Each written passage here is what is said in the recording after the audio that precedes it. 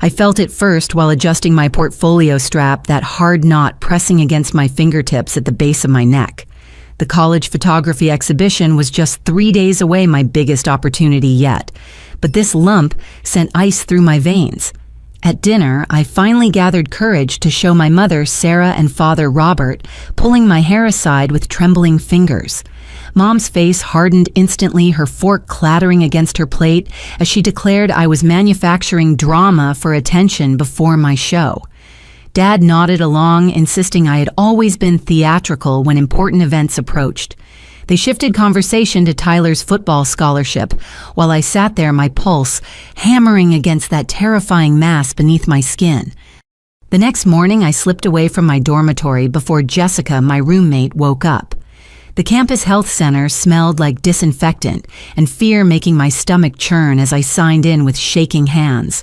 Dr. Martinez, a woman with gentle brown eyes, examined the lump with increasingly concerned expressions, her fingers probing carefully around the mass that had haunted my thoughts all night. "Florence, I need to send you for an ultrasound immediately," she said, typing rapidly into her computer. "This requires urgent evaluation." The ultrasound waiting room felt like a tomb. Other students browsed their phones casually while I pressed my palm against my neck, feeling that unwelcome intruder beneath my skin. The technician, a young man named Bradley, initially chatted about the weather, but his demeanor shifted the moment he placed the probe against my neck. His cheerful expression vanished, replaced by professional focus as he captured image after image, occasionally calling out measurements in medical terminology I couldn't understand. "I need to grab Dr. Patel for a second opinion," Bradley said, avoiding my eyes as he left the room. Dr. Patel arrived within minutes, her white coat pristine, and her expression carefully neutral. She studied the screen intently, occasionally directing Bradley to capture specific angles.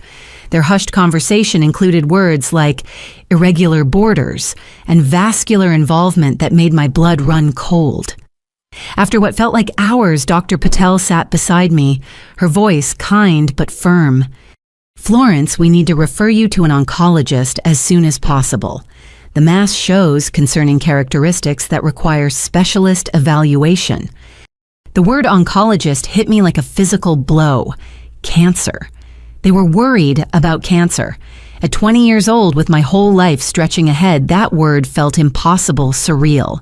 Dr. Martinez met me back in her office with a referral packet, her face grave as she explained the urgency. She scheduled an appointment with Dr. Nathaniel Green, supposedly the best oncologic surgeon in the state, for the following week. "Don't wait on this, Florence. Promise me you'll follow through," Dr. Martinez insisted, pressing the papers into my hands. I drove home in a daze, the referral documents on my passenger seat feeling heavier than my camera equipment. The house stood quiet in the afternoon sun, Mom's car absent from the driveway. I should have waited, should have prepared better for this conversation, but fear drove me inside, clutching those papers like a lifeline. The front door hadn't even closed behind me when Mom appeared from the kitchen, her expression shifting from surprise to suspicion as she spotted the medical center envelope in my hands. Before I could speak, she snatched the papers, her eyes scanning rapidly through the medical terminology and urgent recommendations.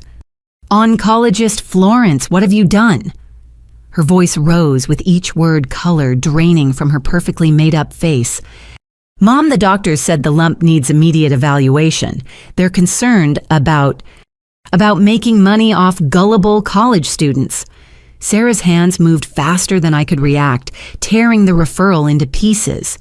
"These campus doctors get kickbacks for every specialist referral. It's a racket, Florence. I can't believe you fell for this."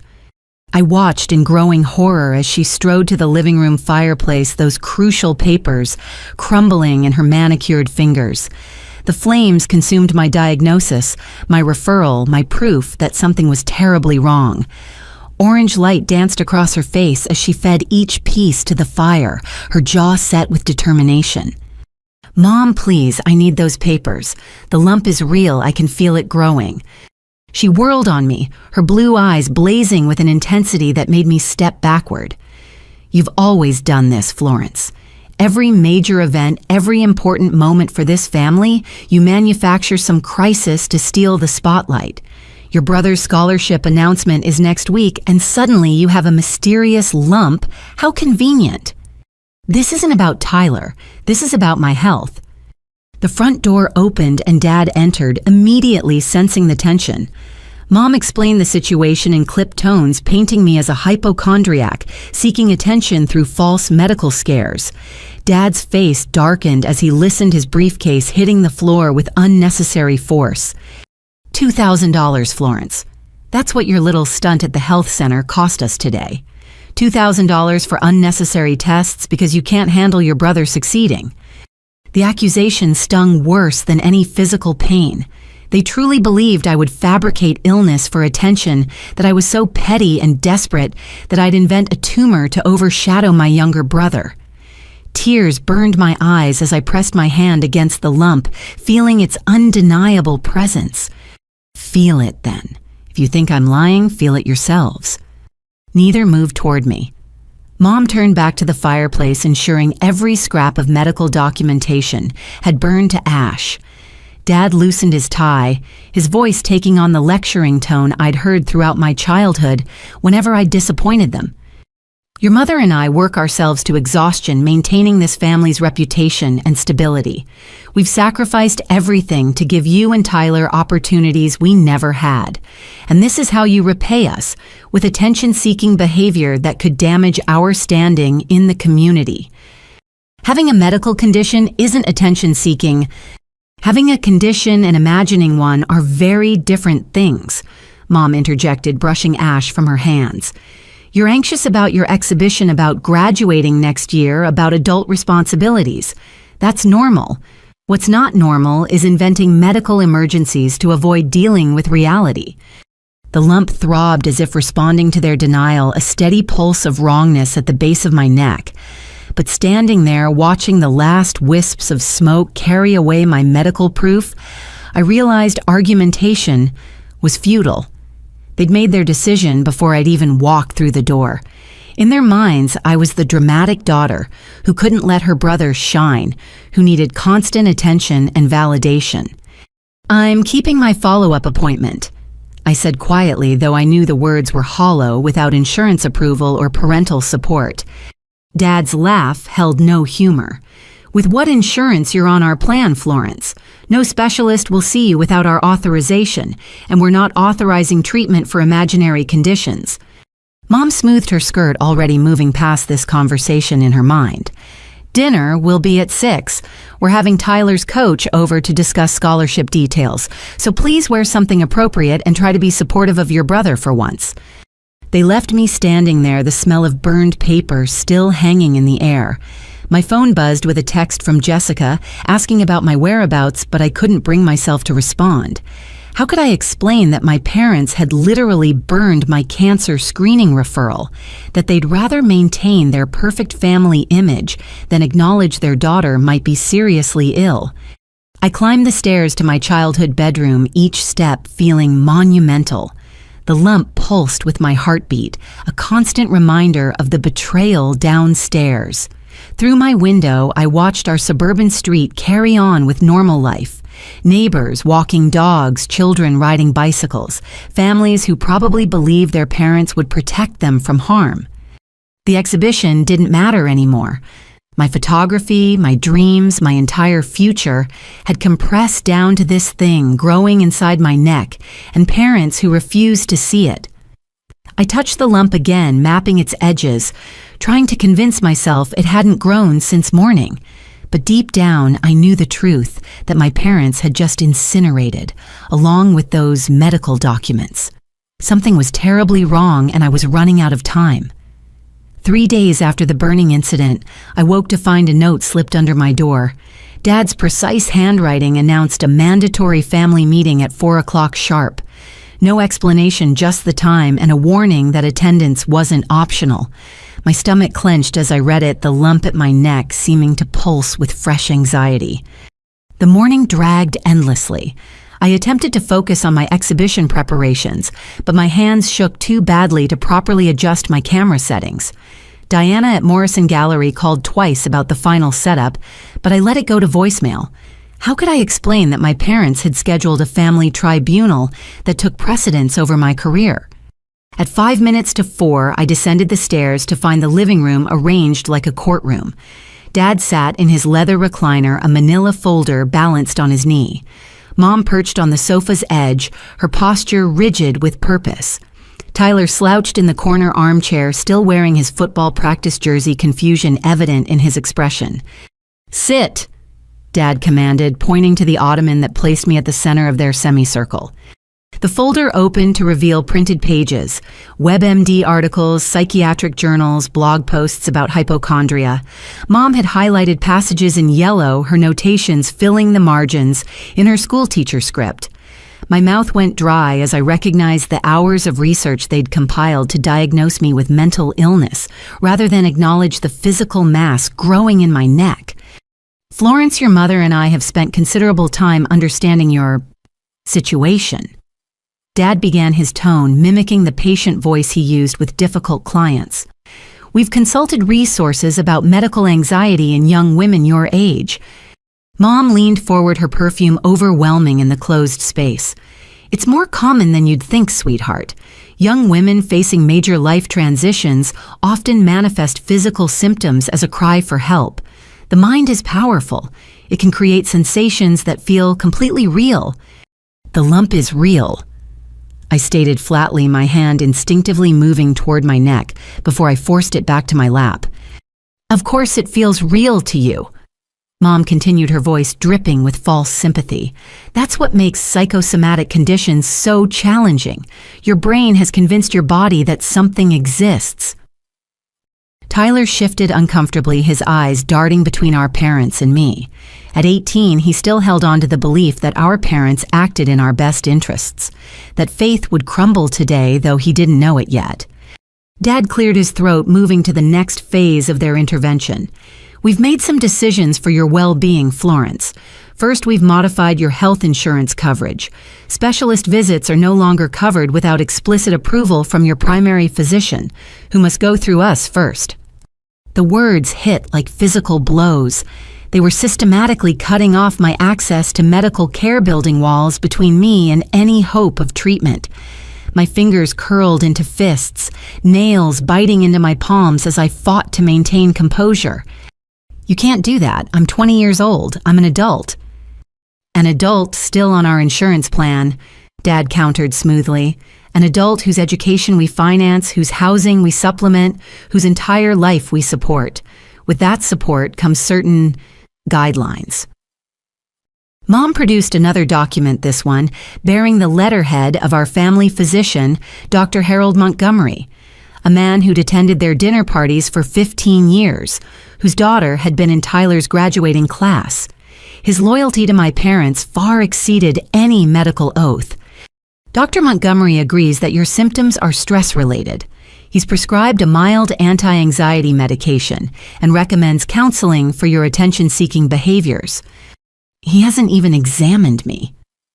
The words exploded out, my careful control shattering.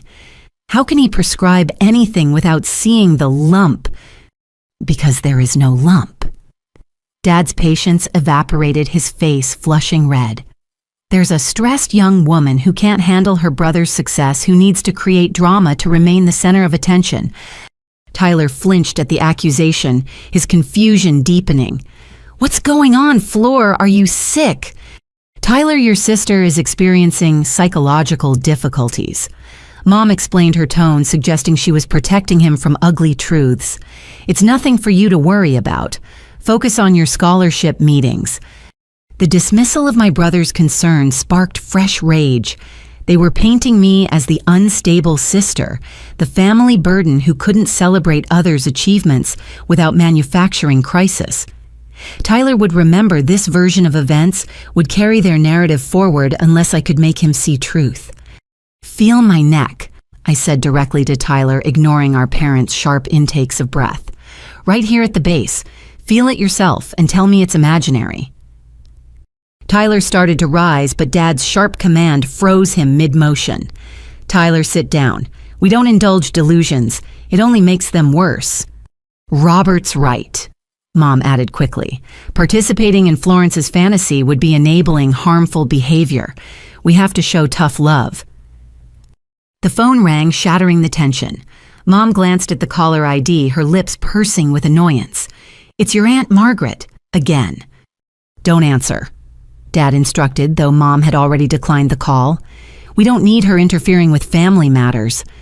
Aunt Margaret, Mom's younger sister who lived 3 states away, who sent birthday cards with handwritten notes and called every Sunday without fail. The sister Mom rarely discussed, whose photos had mysteriously vanished from family albums over the years. A cold suspicion crept through my mind as I watched Mom silence the phone. Why is Aunt Margaret calling? I asked, noting the guilty glance my parents exchanged. She's been having some health issues. Nothing serious, Mom said too quickly, her fingers worrying at her wedding ring. Just her usual dramatics. The lie hung obvious in the air, but before I could pursue it, Dad returned to his agenda. He produced a final document, this one requiring my signature. The text swam before my eyes. Something about voluntary agreement to family health decisions, acknowledgement of anxiety disorders, consent for modified insurance terms. Sign it, Florence. Accept help. Stop this destructive behavior before it ruins your future. My future. You're denying me medical care for a growth that could be killing me, and you're worried about my future. The words triggered something in Mom. She stood abruptly, her composure cracking to reveal raw emotion beneath. Nobody is dying. Nobody in this family is sick. We are healthy, successful people who don't create problems where none exist. Her vehemence startled even Dad. Tyler shrank back in his chair, recognizing Mom's rare but terrifying temper. I'd seen it only twice before. Once when a teacher suggested Tyler might have learning disabilities, and once when a neighbor asked if our family had a history of mental illness. Both times she'd reacted as if personally attacked, as if the mere suggestion of imperfection was unbearable. Sarah, Dad warned, but Mom was beyond restraint. I won't have it, Robert. I won't have people whispering about us, pitying us, treating us like we're damaged goods. We've worked too hard to build this life, this reputation. I won't let her destroy it with her need for attention. The outburst revealed more than hours of calm manipulation could have. This wasn't about money or insurance or even believing I was lying. This was about image, about the perfect family facade they'd constructed and would protect at any cost. My health. My life meant nothing compared to their social standing. Tyler found his voice quiet but persistent. What if she's not lying, though? What if there really is something wrong? The question hung suspended in the sudden silence. For a moment, I saw fear flicker across Mom's face. Not fear for me, but fear of the possibility itself. Then Dad's hand came down on the arm of his chair with finality. There is nothing wrong except what Florence has created in her mind. This discussion is over. But it wasn't over. Not when the phone rang again, Aunt Margaret's number lighting up the screen with persistence that suggested urgency beyond casual checking in.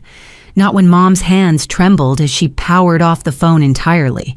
Not when I caught Dad glancing at my neck with something that might have been doubt before his expression hardened again. We've also contacted your school, Dad announced, the punishment continuing.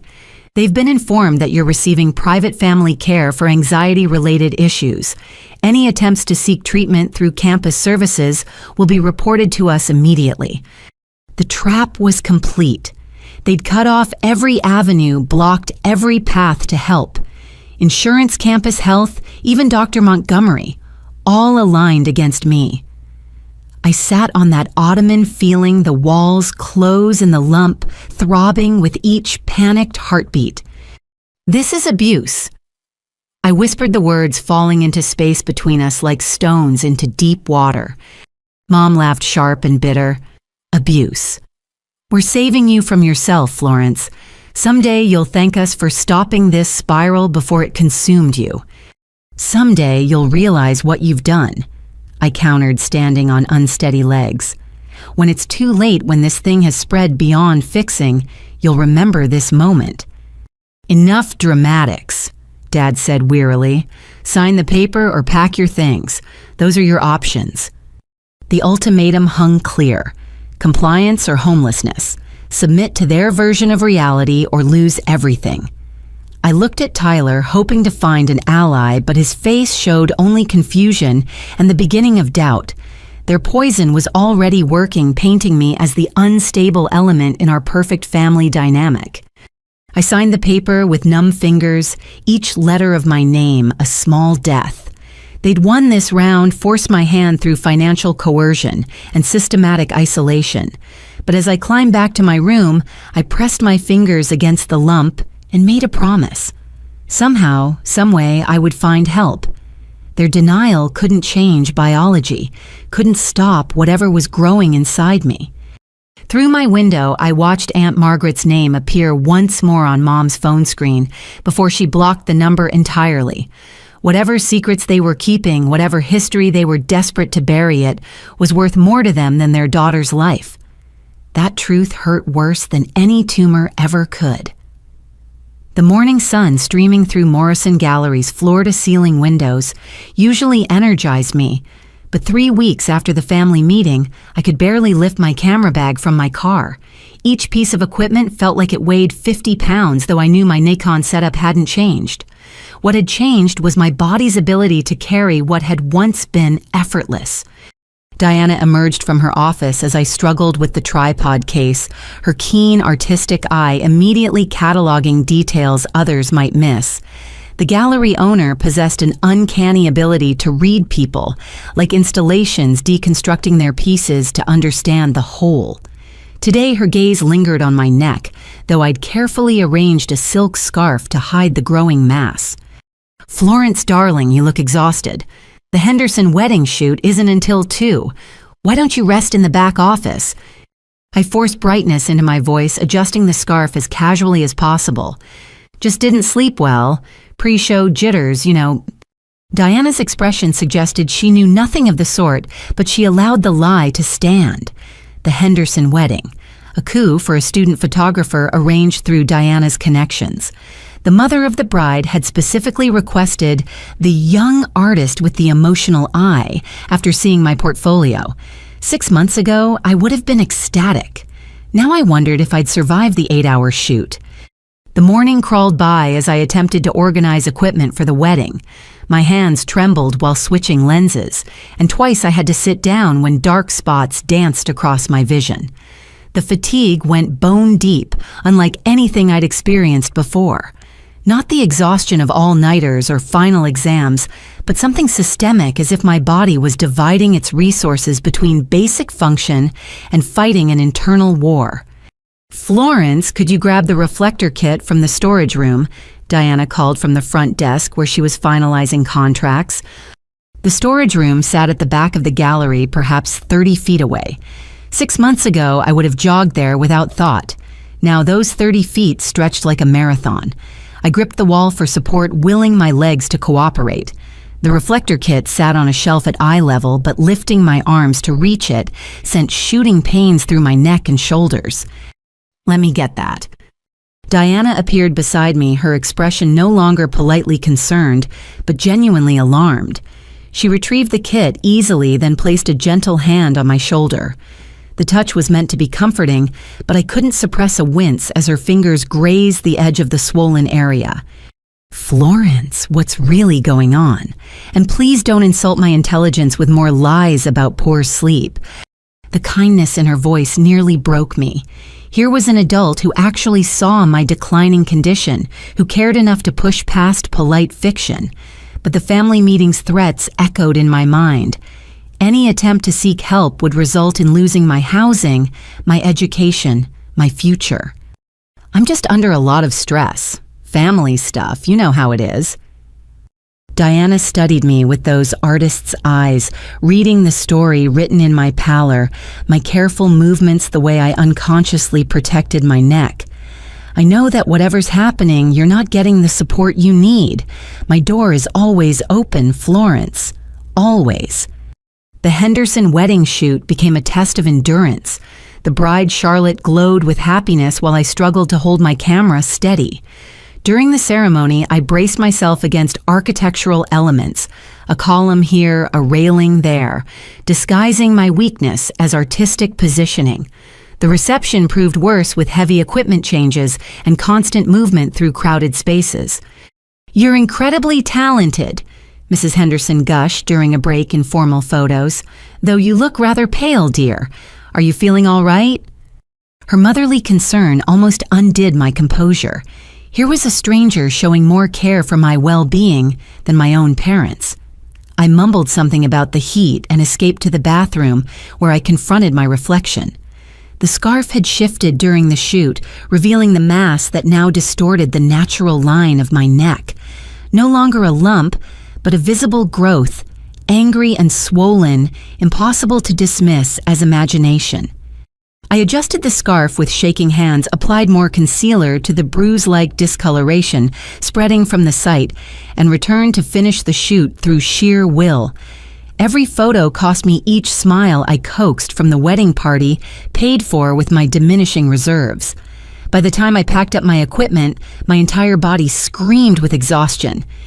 The drive back to my apartment required 3 stops, twice to rest when dizziness threatened my ability to navigate traffic, once to vomit quietly behind a gas station. The nausea had started a week ago, sporadic at first, but increasing in frequency. Another symptom my parents would dismiss as psychosomatic, another sign my body was betraying me while they remained steadfast in their denial. Jessica was studying at the kitchen table when I stumbled through our apartment door. My roommate looked up from her nursing textbooks, her trained eyes immediately assessing my condition. We'd been randomly paired freshman year, but had chosen to continue living together through genuine friendship. She knew about my family's quirks, though not the full extent of their current cruelty. "Florence, you look like death. Sit down before you fall down." I collapsed onto our secondhand couch, too exhausted to maintain pretenses. Jessica abandoned her studying to bring me water, her movements efficient with medical training. She perched on the coffee table, watching me struggle to take small sips without triggering more nausea. "How long has this been going on? Really going on, not whatever story you've been telling people." "Since I found the lump, it's getting worse, Jess. Everything's getting worse." Jessica reached for my neck, but I caught her wrist. "Don't. If you feel it, if you confirm it's real, I'll fall apart. And I can't afford to fall apart right now." "You can't afford not to get treatment, Florence. Whatever's going on with your parents, your health has to come first." They removed specialist coverage from my insurance, convinced our family doctor I'm having psychological problems, told the campus health center I'm receiving private care for anxiety. I'm trapped, Jess. Completely trapped. Jessica's expression cycled through disbelief, anger, and determination. "That's medical neglect. It's abuse. There are resources, legal options." "With what money? What lawyer they pay for everything? My apartment, my tuition, my food. Without them, I have nothing. I lose my education, my future, everything I've worked for." "Without treatment, you might lose your life." The words hung between us, stark truth neither of us had voiced before. Jessica was right, of course. Every day brought new symptoms, fresh evidence of my body's losing battle. But the trap my parents had constructed was perfect in its simplicity. Seek help and lose everything, or stay silent and potentially die. "I'm trying to find a way." I whispered, exhaustion making honesty easier. "Diana knows something's wrong. Maybe she has connections. Maybe there's some way to get help without going through official channels." Jessica squeezed my hand, her nursing instincts clearly warring with friendship's limitations. "What about your brother, your extended family? There has to be someone who can help." "Tyler's starting to doubt me thanks to our parents' campaign. And my Aunt Margaret, something happened there. Mom blocked her number after she kept calling during the family meeting. There's history, I don't understand something they're desperate to hide." We sat in silence as twilight painted our small living room in purple shadows. The lump throbbed with my pulse, a constant reminder of time. Passing cells, dividing, chances diminishing. Soon the scarf wouldn't be enough to hide it. Soon the fatigue would prevent me from working at all. Soon the choice between silence and survival would be made for me by simple biology. "Promise me something," Jessica said finally, her voice fierce with protective anger. "If you collapse, if something happens that requires emergency treatment, you let them treat you. Don't protect your parents' reputation at the cost of your life." I nodded, though we both knew how little control I might have in such a situation. The wedding photos waited on my memory cards, beautiful moments captured while I deteriorated behind the lens. Art created while dying beauty preserved by someone whose own body was betraying her. There was poetry in that, though not the kind I'd ever wanted to write. Grandmother Eleanor arrived for her 75th birthday celebration on a Thursday afternoon, her silver Mercedes pulling into our driveway with the practiced precision of someone who'd made this journey countless times. From my bedroom window, I watched Dad rush out to help with her luggage, his movements unusually hurried. Mom stood in the doorway, her smile fixed, but tense arms crossed over her chest in a posture I recognized as defensive. I'd been looking forward to Grandmother's visit for weeks. Unlike my parents, she possessed a sharp pragmatism that cut through pretense. If anyone could see through their denial, could force them to acknowledge the truth written in my declining health, it would be Eleanor. The scarf around my neck had been replaced by a turtleneck despite the warm spring weather, the mass now too large for silk to disguise. "Florence, come help your grandmother settle in." Mom's voice carried up the stairs with false cheerfulness. I descended carefully, gripping the banister as dizziness threatened my balance. 3 days had passed since the Henderson wedding, and my body hadn't recovered from the exertion. Diana had insisted I take time off her concern, evident despite my attempts at reassurance. The gallery felt like my only safe space, now the one place where someone saw my struggle without judgment. Grandmother Eleanor stood in our foyer, her steel gray hair perfectly coiffed, her bearing regal despite her age. Those sharp blue eyes, the same shade as Mom's but infinitely warmer, found me immediately. Her expression shifted, cataloging changes with the thoroughness of someone who'd raised 3 children and buried a husband. She opened her arms for an embrace, and I fell into them gratefully. My darling girl," she murmured against my hair, "let me look at you properly." She held me at arm's length, those keen eyes missing nothing. The weight loss, the pallor, the careful way I held my head to minimize pain. Her fingers ghosted near my neck, not quite touching, but clearly noting the turtleneck in spring. When her gaze met mine again, I saw knowledge there, terrible understanding that made my throat tight with unshed tears.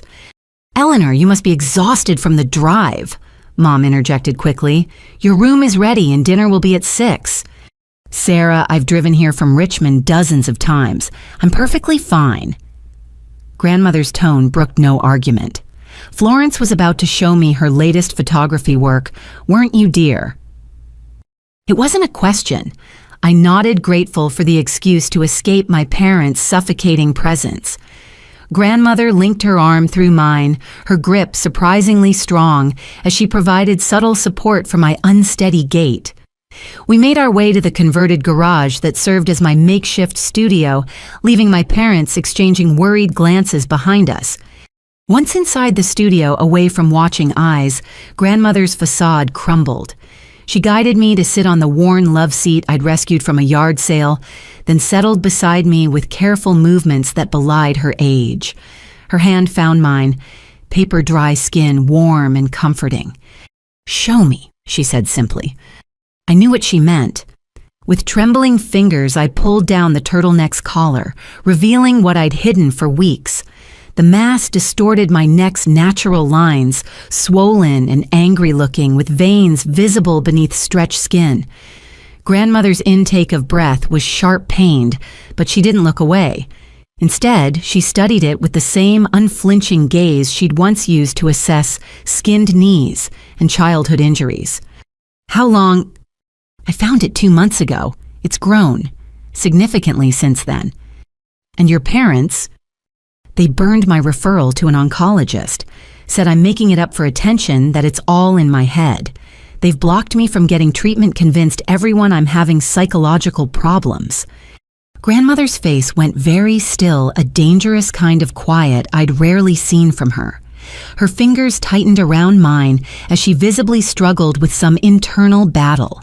Finally, she spoke, her voice heavy with the weight of secrets. "Florence, I need to tell you." Dad's voice cut through the moment like a blade. He stood in the doorway, his expression carefully neutral, but his posture rigid with warning. "Robert's on the phone from Seattle.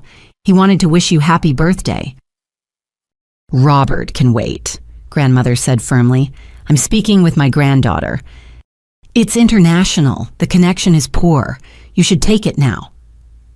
They stared at each other, some silent communication passing between them that I couldn't decipher. Grandmother's jaw worked as if she were chewing words too dangerous to speak. Finally, she rose, squeezing my shoulder as she passed. "We'll continue this later, Florence, I promise." But we wouldn't. I realized that as I watched Dad escort her back to the house, his hand firm on her elbow, his head bent close to hers in urgent conversation. Whatever Grandmother had been about to reveal, Dad would ensure she stayed silent. The family secrets would remain buried, even if they buried me alongside them. Dinner that night was an exercise in suffocating normalcy. Tyler dominated conversation with stories from spring football practice, while Mom orchestrated the meal with her usual precision. Grandmother sat quietly pushing food around her plate, her gaze occasionally finding mine across the table. Each time our eyes met, I saw apology there, mixed with frustration and something that might have been fear. "Florence hasn't been eating much lately." Mom observed, her tone light but pointed as she noticed my mostly untouched plate. Another symptom of her anxiety issues. "Anxiety?" Grandmother's voice sharpened. "What anxiety issues?" "Oh, we didn't mention it in our calls. Florence has been struggling with some psychological challenges. Attention-seeking behaviors, somatic complaints, very common in young women her age." The lie fell into the space between us like a gauntlet. Grandmother's knuckles whitened as she gripped her fork, her gaze moving between my parents with dawning understanding.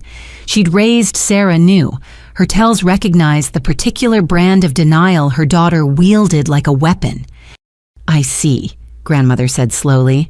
"And these somatic complaints, what form do they take?" Dad cleared his throat, warning, but Grandmother ignored him. Her eyes stayed fixed on Mom, who fidgeted with her napkin under that steady regard. The silence stretched uncomfortably until Tyler shifted in his seat, clearly sensing undercurrents he didn't understand. "She thinks she has a tumor," Tyler offered, trying to diffuse tension he couldn't name. But Mom and Dad took her to Dr. Montgomery, and he said it's just stress. Dr. Montgomery examined her. Grandmother's question came sharp as a scalpel. "He didn't need to examine her," Mom replied defensively. "Robert and I provided comprehensive information about her behaviors. Harold agreed that validating delusions would be counterproductive. Harold Montgomery hasn't practiced real medicine in 15 years. He writes prescriptions for country club wives and signs whatever forms keep his lifestyle funded." Grandmother's words dripped contempt. "If my granddaughter has a growth, there is no growth." Mom's composure shattered her voice, rising to near shriek. "There is no tumor, no cancer, no disease. We are not those people, Mother. We are not victims of some genetic curse." The words hung in the air like a confession. Dad reached for Mom's hand, but she yanked away, standing so abruptly her chair scraped against hardwood. Her face had gone blotchy with emotion, years of careful control fracturing in seconds. "Sarah," Grandmother said gently, "denying family history doesn't change. There is no family history Margaret made. Her choices lived her lifestyle. What happened to her has nothing to do with us. Margaret died of thyroid cancer that went undiagnosed for months because she couldn't afford proper screening. She was 25 years old, Sarah. Your sister was 25. The revelation hit me like a physical blow. Aunt Margaret was dead. had been dead for years apparently, while my parents maintained the fiction that she was simply estranged. Phone calls that never connected, birthday cards never returned, a sister erased from existence because her death didn't fit their narrative of genetic superiority. She didn't. Mom's protests tangled together lies too twisted to maintain. She died in my arms. Grandmother continued relentlessly, begging me to make sure her niece and nephew knew the truth about our family's medical history, the thyroid conditions, the autoimmune disorders, the cancers that strike young if not caught early. I promised her, Sarah. I promised my dying daughter I'd protect her sister's children. And I promised myself I'd protect my children from that fear, Mom shot back. From growing up thinking they're doomed, checking every bump and lump, living in terror of their own bodies. So instead, you let them die of treatable conditions. The question fell like a hammer blow. Tyler had gone pale, his gaze moving between family members as his worldview restructured itself. Dad sat frozen, his careful neutrality shattered by revelations he couldn't spin or control. And Mom stood there with tears streaming down her face, her perfect makeup destroyed, looking every inch the frightened woman who'd watched her sister die and decided denial was safer than truth. Florence needs treatment, Grandmother stated firmly. Whatever it costs, whatever specialists she needs, I'll pay for it. This ends now. You will not interfere in our family. Dad found his voice authority reasserting itself. We are her parents. We make medical decisions for our dependent children. Then I'll petition for medical guardianship based on neglect. I'll hire lawyers, create public scandals, destroy the reputation you value more than your daughter's life. Don't test me, Robert. I've already buried one grandchild. I won't bury another. The threat landed with devastating effect. Dad's face went through several color changes as he calculated social damage versus filial obedience. Mom sank back into her chair, looking smaller than I'd ever seen her. The careful constructs of our family dynamic lay in ruins, truth finally too heavy for delusion to support. But even as hope bloomed in my chest, I saw the glance my parents exchanged. The silent communication of partners who'd weathered storms before, who knew how to close ranks against outside threats. Grandmother was 75, lived states away, had limited resources for extended legal battles. They could wait her out, make promises they wouldn't keep, maintain their stranglehold through simple proximity. We should discuss this privately, Dad said smoothly, his corporate negotiation voice emerging. After cake, perhaps. It is your birthday after all, Eleanor. My birthday wish is for my granddaughter to see an oncologist immediately. And she will, Mom lied with recovered composure. We've already been reconsidering our approach. Haven't we, Robert? Of course. Florence's well-being is our primary concern. Always has been. The lies came so easily delivered with such conviction that even I might have believed them if not for months of evidence to the contrary. Grandmother's expression suggested she harbored no such delusions, but she allowed the fiction to stand. Perhaps she too needed time to strategize to figure out how to save a granddaughter from parents who preferred a dead child to an imperfect one. After dinner, I tried to corner Grandmother alone, desperate for the rest of her revelations about family history. But my parents had learned their lesson. Dad monopolized her attention with financial discussions, while Mom hustled me upstairs, insisting I looked tired and needed rest. From my bedroom window, I watched them take Grandmother for an evening walk, one on each side like gentle jailers.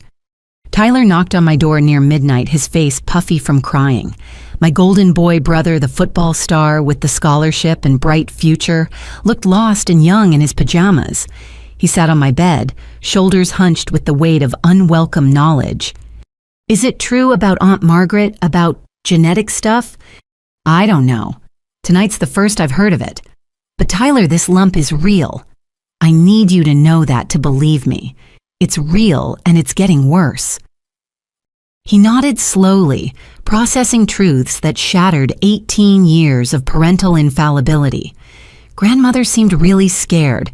I've never seen her like that before. She recognized something, maybe from Aunt Margaret, maybe from other family history they've hidden. There's so much we don't know, Tyler, so much they've kept from us. What are you going to do? The question I asked myself hourly. What could I do, trapped by financial dependence and systematic isolation?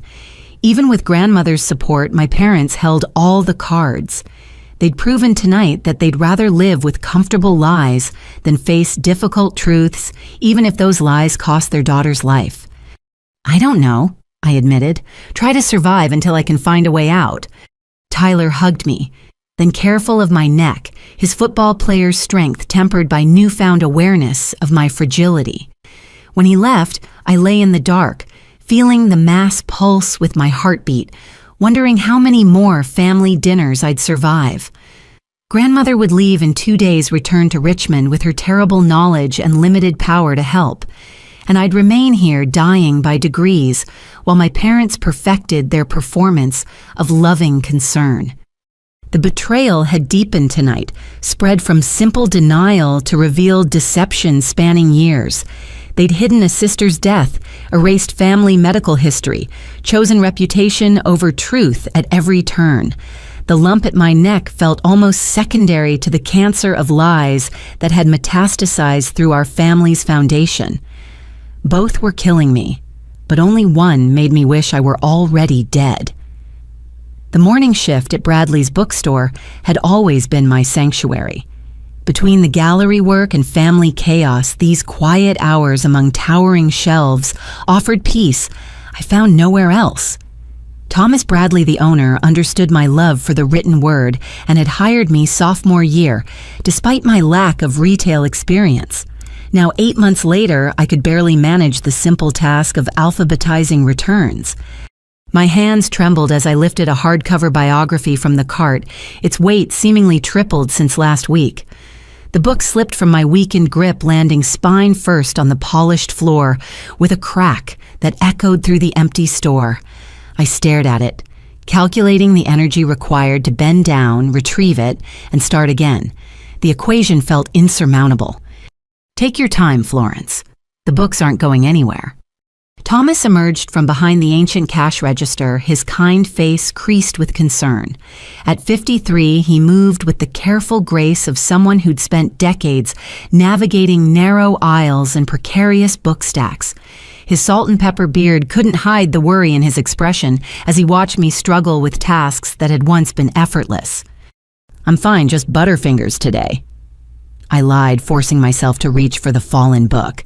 The movement sent shooting pains from my neck down my left arm, making me gasp involuntarily.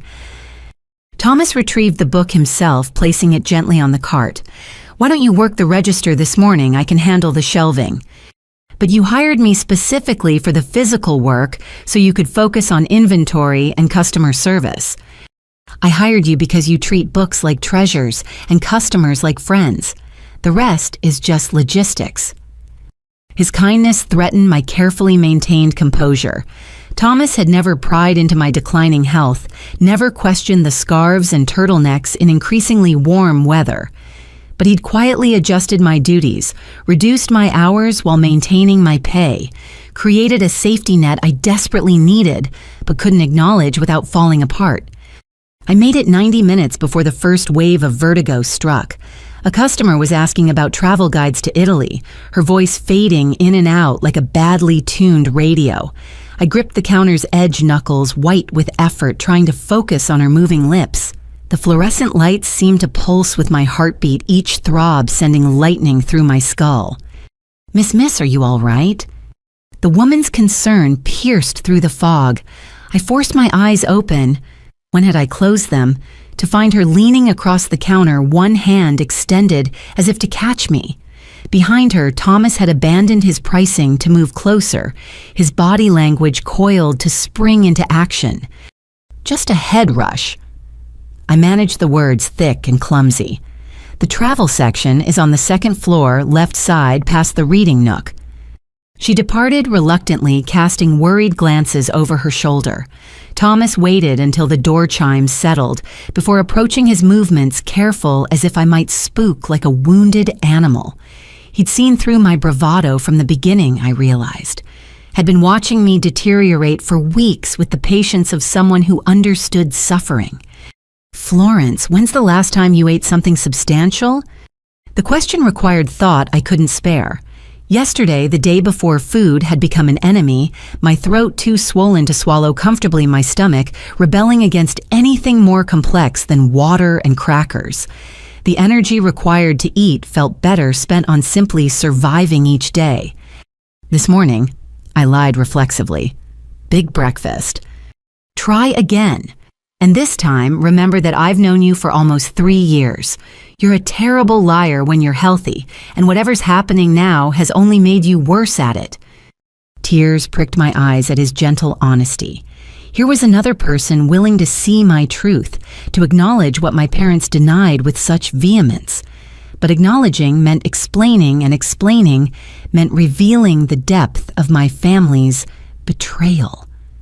The words tangled in my throat, trapped behind the mass that grew larger each day. Thomas, I can't talk about it, please." He nodded slowly, decision crystallizing in his weathered features. "All right. But you're taking a break. There's soup in my office fridge. Annie made too much, again insisted I bring leftovers. You're going to eat at least half a bowl while I handle the floor." "The afternoon rush. We'll survive without you for 30 minutes. Go.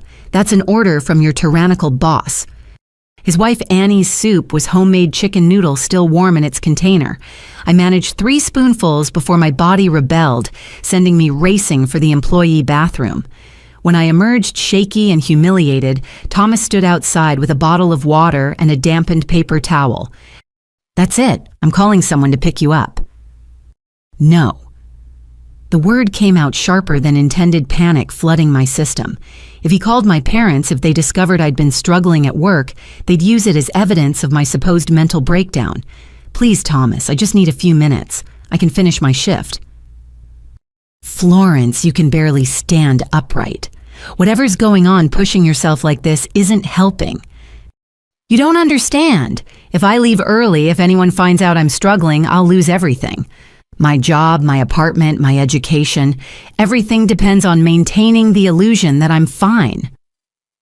He studied me with eyes that had seen too much of the world's cruelty. Thomas had bought the bookstore after a career in social work, burning out on a system that failed the vulnerable. He recognized desperation, knew the look of someone trapped by circumstances beyond their control. "All right," he said finally, "but we're doing this my way. You're going to sit behind the counter on the stool. No lifting, no climbing, no exertion beyond ringing up purchases. If you feel faint again, you tell me immediately. Deal." I nodded gratefully, following him back to the register on unsteady legs. The next hour passed in a blur of transactions and forced smiles. Regular customers commented on my appearance. "You look tired, dear," and "Are you feeling all right?" Each observation another crack in my failing facade. Then Mrs. Patterson arrived with her weekly romance novel selection, chattering about her grandchildren as I scanned her books.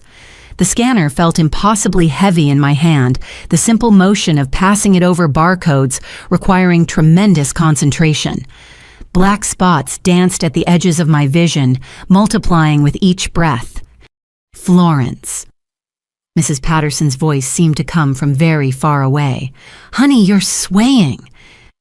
I tried to respond, to reassure her that everything was fine, but my tongue felt thick, uncooperative, and the black spots were joining together into a creeping darkness that consumed my peripheral vision.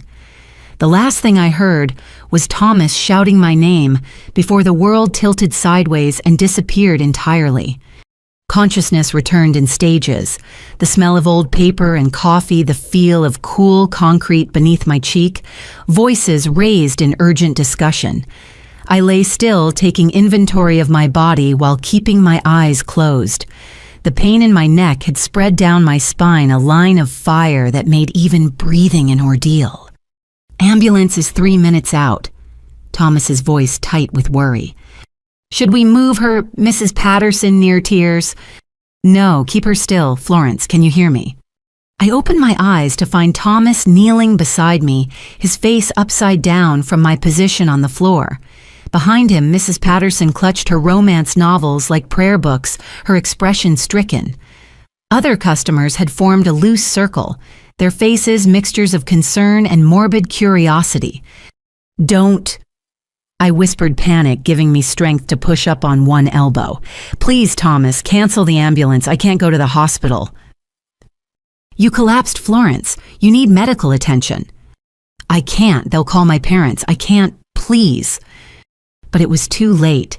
Sirens wailed in the distance, growing louder with each second.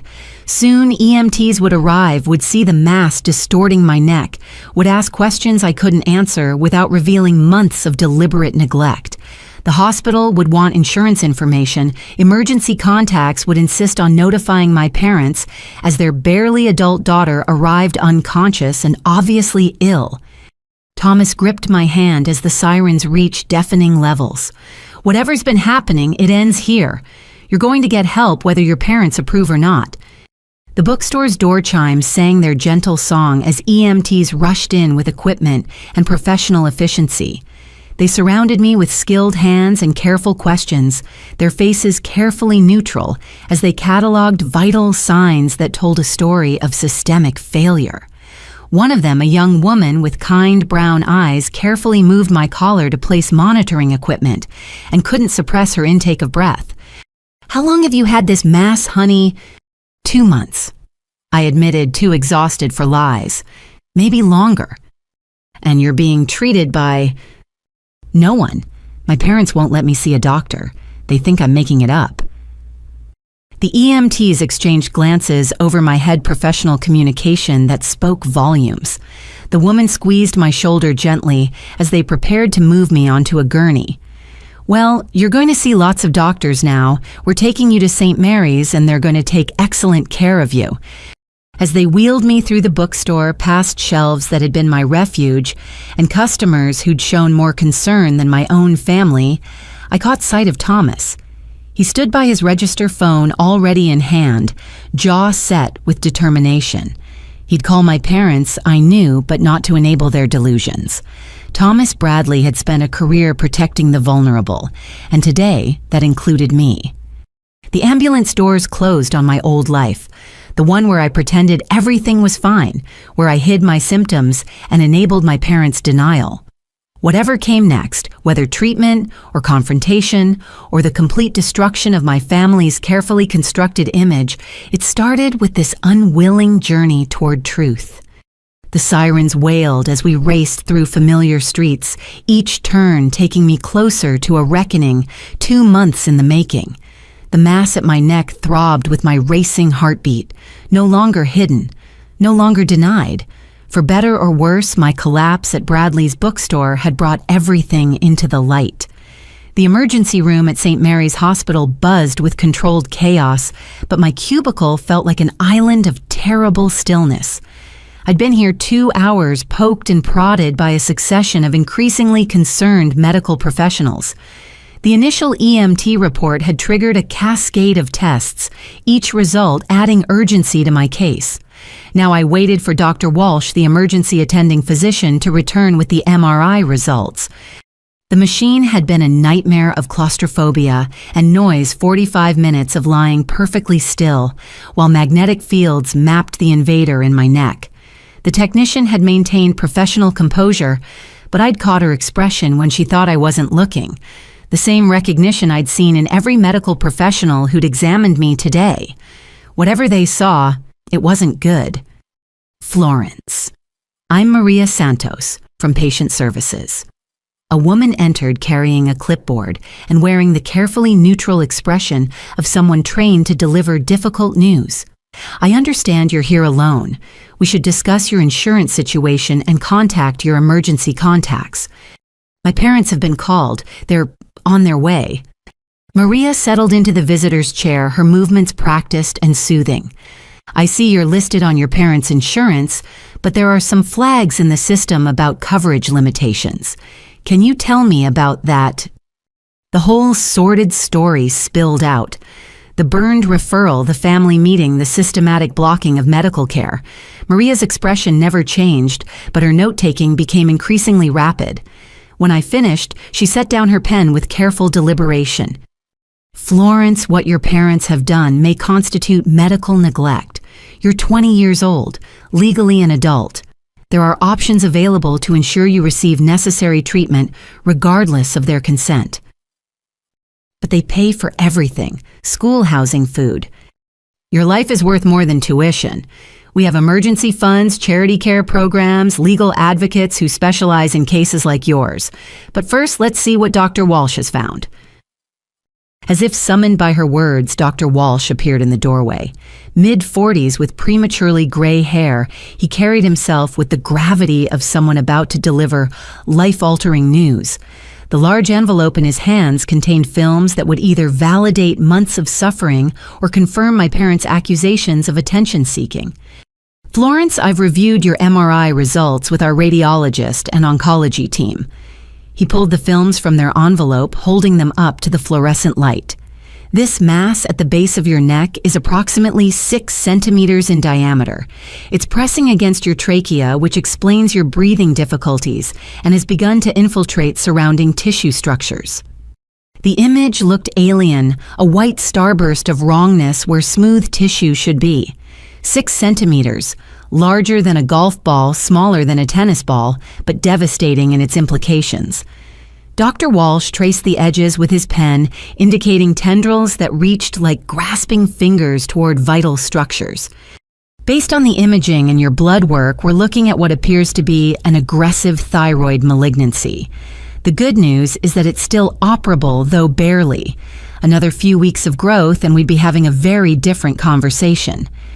Cancer. The word felt strange in my mouth, simultaneously validating and terrifying. "It's actually cancer." "I'm afraid so. We'll need to do a biopsy for specific typing, but given the imaging characteristics and your symptoms, I'm confident in this preliminary diagnosis. The question now is how quickly we can get you into surgery." Maria leaned forward. "Dr. Florence's parents have been preventing her from seeking treatment. They've blocked her insurance coverage for specialists and convinced her primary physician she's having psychological problems." Dr. Walsh's professional mask slipped, revealing genuine anger. This young woman has a visible tumor that any first-year medical student could identify. How could any parent—" He stopped himself, professionalism reasserting. "I apologize. Let's focus on moving forward." "My parents will be here soon," I said quietly. "They'll try to remove me, claim I'm being dramatic, that you're overreacting." "They can try," Dr. Walsh said firmly, "but you're admitted under my care now and I won't release you without treatment. Maria, can you please have security on standby and contact our legal team about emergency medical custody if needed?" The preparation proved prescient. 20 minutes later, my parents burst through the emergency room doors like avenging angels of denial. Mom's perfect composure had cracked makeup smeared from angry tears. Dad's face bore the purple flush of rage his executive presence wielded like a weapon against anyone in his path. "Where is our daughter?" Dad demanded of the first nurse he encountered. "Florence Mitchell. We're taking her home immediately." I heard their voices before I saw them, that familiar combination of authority and barely controlled hysteria. Maria squeezed my shoulder reassuringly before stepping out to intercept them. Through the thin curtain, I could hear the collision of irresistible force meeting immovable object. "Mr. and Mrs. Mitchell, I'm Maria Santos from Patient Services. Your daughter is receiving critical care." "Our daughter is a hypochondriac who's wasting valuable hospital resources," Mom interrupted. "We have documentation from our family physician about her attention-seeking behaviors." "Ma'am, your daughter has a 6-centimeter mass at the base of her neck that's threatening her airway. She requires immediate oncological intervention." Silence fell like a dropped stone. For 3 heartbeats, the only sounds were distant monitor beeps and rolling gurneys. Then Dad's voice, lower, but more dangerous. "You're mistaken. Our daughter has anxiety. Dr. Montgomery confirmed." "Would you like to see the MRI results?" Dr. Walsh had joined the conversation, his tone brooking no argument, because I'd be happy to show you exactly what 2 months of denied treatment have allowed to grow in your daughter's neck. The curtain pulled back to reveal my parents flanked by medical professionals. Mom's face had gone pale beneath her smeared mascara, her hands clutching her purse like a lifeline. Dad maintained his aggressive posture, but uncertainty flickered in his eyes. Behind them, a security guard stood at discreet attention. Florence. Mom breathed, taking in my hospital gown, the IV line, the monitors recording vital signs that told their own truth. "What have you done?" "She's gotten help," Dr. Walsh answered for me. He clipped the MRI films to the light box mounted on my cubicle wall, illuminating my disease for all to see. "This is your daughter's thyroid mass. These white areas indicate tissue invasion. This narrowing here is where it's compressing her trachea. Without treatment, she had perhaps 6 to 8 weeks before complete airway obstruction." My parents stared at the films as if they could will them to change, to transform into the psychological manifestation they'd insisted upon. Dad recovered first, his business instincts seeking angles and exits from this unwelcome reality. "There must be some mistake. Our family physician is either incompetent or complicit in medical neglect," Dr. Walsh interrupted. "This mass is visible to the naked eye. It's palpable through basic examination. No competent physician could miss this, which means he chose not to look." Mom sank into the visitor's chair Maria had vacated, her carefully constructed world crumbling. She reached toward my neck with trembling fingers, stopping just short of contact. For the first time in 2 months, she truly saw what she desperately avoided. The visible distortion, the angry swelling, the thing that made her daughter imperfect and therefore impossible. "Just like Margaret," she whispered the words barely audible. "Oh God, it's exactly like Margaret." Margaret. Dr. Walsh's attention sharpened. "Family history of thyroid cancer." My sister, Mom, admitted, tears flowing freely now. "She died at 25, the same type of mass, the same location. We couldn't afford... She didn't have insurance by the time anyone took it seriously." "And you thought denying your daughter's symptoms would somehow prevent history from repeating." Dr. Walsh's disgust was barely concealed. "Genetic predisposition doesn't care about your denial, Mrs. Mitchell. It only cares about early detection and treatment." Dad had moved to the light box, studying the films with the intensity he usually reserved for quarterly reports. His finger traced the tumor's outline, following those reaching tendrils with growing horror. When he turned back, his face had aged a decade in minutes. "How soon can she have surgery?" The question marked a fundamental shift. Not whether, but when. Not denial, but acceptance forced by irrefutable evidence. Dr. Walsh relaxed marginally, recognizing the pivot from adversary to ally. "We're scheduling her for Thursday with Dr. Patricia Kumar, our head of oncological surgery. 3 days to stabilize her levels and ensure she's strong enough for the procedure. It'll be extensive. The mass has infiltrated significantly. We may need to remove substantial tissue, possibly requiring reconstruction." "Whatever it takes," Dad said quietly. "Whatever she needs." "We'll pay for everything," Mom added, her voice hollow with shock. "The best rooms, the best surgeons, whatever insurance won't cover." "Actually," Maria interjected smoothly, "Florence may qualify for independent coverage given the documented medical neglect. We'll need to explore all options to ensure continuity of care." The implications hung heavy. Potential legal ramifications, social services involvement, the complete dismantling of their carefully maintained facade. I watched my parents absorb this new reality, saw them finally understand that their denial had nearly killed their daughter. Can we have a moment alone with Florence?" Mom asked, her usual commanding tone replaced by something small and broken. Dr. Walsh glanced at me for permission. I nodded slowly, though exhaustion made even that simple movement difficult. The medical team filed out Maria, touching my hand in silent support. Security remained visible through the doorway, a reminder that my parents' power had limits within these walls. Mom approached cautiously as if I might shatter at contact. Her fingers ghosted over the mass she'd denied for months, finally acknowledging its undeniable presence. Dad stood behind her, his hand on her shoulder, both of them looking lost in this new landscape where their daughter had cancer, and they were the villains in her story. "We were so afraid," Mom whispered. After watching her die slowly while we stood helpless, we couldn't face it happening again. So you decided to let it happen faster." The words came out harsher than intended, months of suppressed anger finding voice. Dad flinched as if slapped.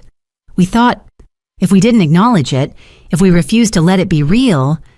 "Cancer doesn't care about your acknowledgement. It grows regardless. Every day you denied it, every doctor's appointment you blocked, every time you called me attention-seeking. The tumor just got bigger, stronger, harder to remove." "We know," Mom sobbed. "We know, baby. We're so sorry. We'll do better. Be better. Whatever you need. I need surgery. I need treatment. I need parents who believe me when I say something's wrong with my body." They nodded in unison, broken dolls, accepting whatever terms might buy forgiveness. But trust once shattered doesn't rebuild with simple apologies. They'd chosen their reputation over my life, their comfort over my health.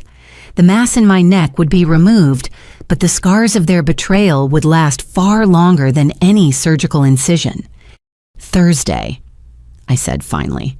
"We focus on Thursday. Everything else we'll deal with after I survive this." If I survived this. The unspoken possibility lingered as my parents retreated to the waiting room, their empire of denial reduced to rubble by black and white films that showed death growing in increments. The MRI had revealed more than cancer. It had exposed the malignancy of their love, conditional and image-obsessed, willing to sacrifice truth for the comfort of lies. Dr. Walsh returned to discuss pre-operative procedures, his professional kindness a balm after the emotional bloodletting. As he spoke of biopsies and staging of survival rates and treatment protocols, I touched the mass that had saved me through its very existence. Without its undeniable growth, I might have believed their gaslighting might have accepted that my pain was psychological rather than physical. The tumor had forced truth into light, dragged secrets from shadows, made denial impossible, even for masters of self-deception. In trying to kill me, it had paradoxically set me free. The hospital room felt different at night, transformed from clinical efficiency to something more intimate and vulnerable. Maria Santos had pulled strings to keep me in a private room for observation, away from the emergency department's chaos. The official reason involved monitoring my compromised airway, but I suspected she wanted to create a safe space away from my parents' influence. Tyler arrived at 8:30, still in his football practice gear, grass stains on his knees and worry etched across his young face. He'd driven himself, defying our parents' instructions to wait until they could properly explain the situation. One look at me truly looked without their filter of denial, and his composure cracked. Jesus, Floor, it's huge. How did they not see this? He approached slowly, as if I might break from sudden movement. The brothers who'd once wrestled in the backyard now faced each other across a chasm of medical neglect and family lies. I could see him processing the visible evidence, reconciling the sister he thought he knew with the patient before him. "They saw it," I said quietly. "They just chose not to believe it." Tyler sank into the bedside chair, his athletic frame folding in on itself. Somewhere between the family meeting and this moment, my little brother had begun his journey toward uncomfortable adulthood. The kind that comes from discovering your protectors can be your greatest threats. "I found something," he said after a long silence. "After grandmother's visit, after what she said about Aunt Margaret, I went looking." My heart rate monitor betrayed my sudden interest, beeping faster as Tyler pulled out his phone. He'd photographed pages from what looked like old documents, the images slightly blurry but readable. Medical records, death certificates, correspondence in faded ink. Mom keeps a box in the attic. Behind the Christmas decorations, inside another box, labeled Tax Returns 1995. I don't think Dad even knows it exists. He scrolled through images with shaking fingers. Aunt Margaret died on May 15th, 20 years ago. Papillary thyroid carcinoma with lymphatic involvement. Says here it was treatable if caught early. The words on the screen blurred as tears filled my eyes. My aunt, my namesake in stubbornness, if not in name, had died of exactly what grew in my neck. Treatable if caught early.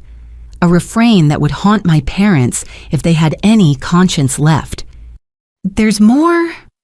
Tyler continued, his voice thick with emotion. Grandmother's sister, Elizabeth, died at 32. Same thing. Great Aunt Rose on Mom's side, 28.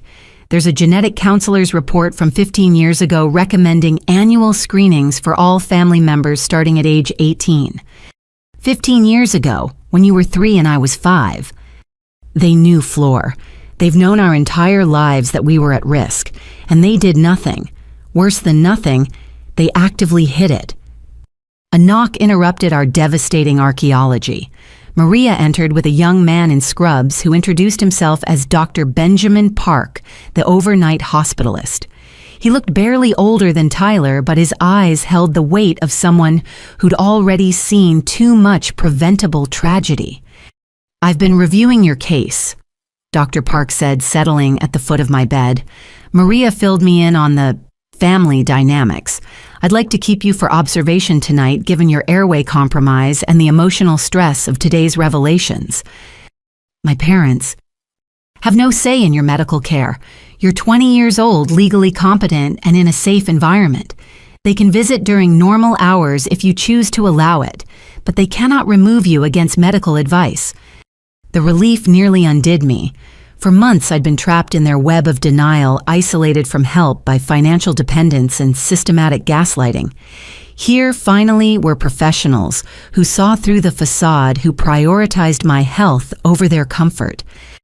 There's something else, Maria added gently. The social worker on call would like to speak with you about your home situation.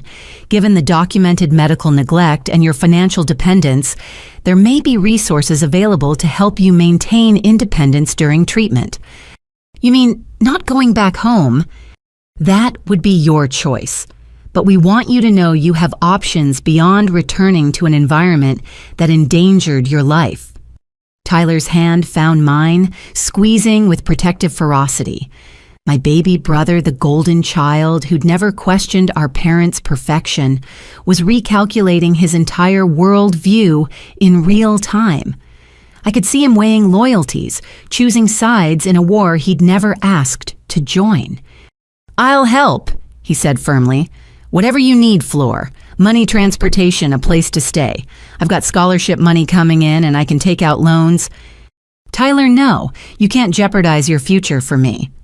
You think I could play football knowing my sister is dying because our parents cared more about their reputation than her life? His voice cracked on the last word. I've been their perfect son while they let you suffer. That ends now. Dr. Park cleared his throat diplomatically.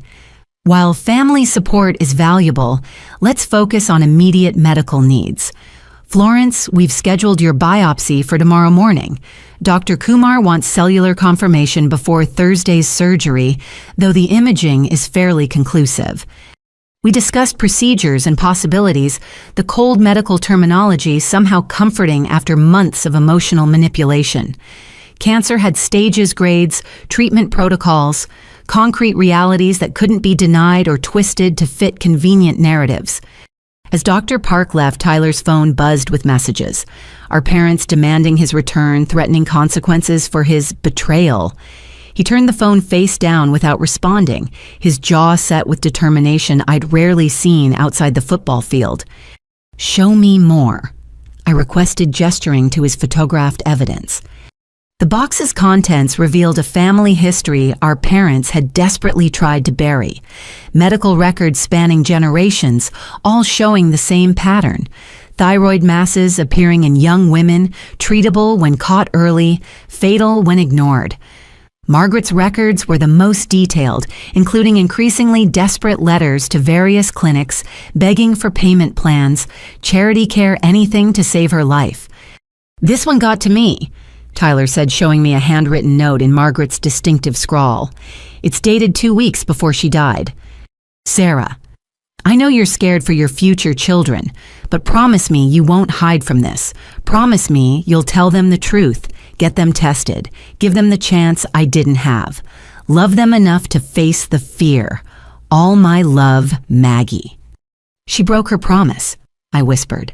Mom read this, held her dying sister's last wish, and decided comfortable lies were easier than uncomfortable truths. "There's one more thing," Tyler said reluctantly. "I wasn't sure if I should show you, but you deserve to know everything." The final image showed a birth certificate. Margaret Ann Mitchell, born 3 years before Mom died at 25. But it was the attached note that stole my breath. A genetic test result showing Margaret had been adopted. No blood relation to our mother, no shared genetic risk. "She wasn't even genetically related," Tyler said unnecessarily.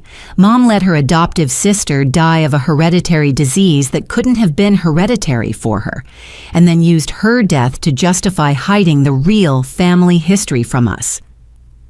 The betrayal deepened with each revelation, layers of deception, peeling back to reveal a rotten core.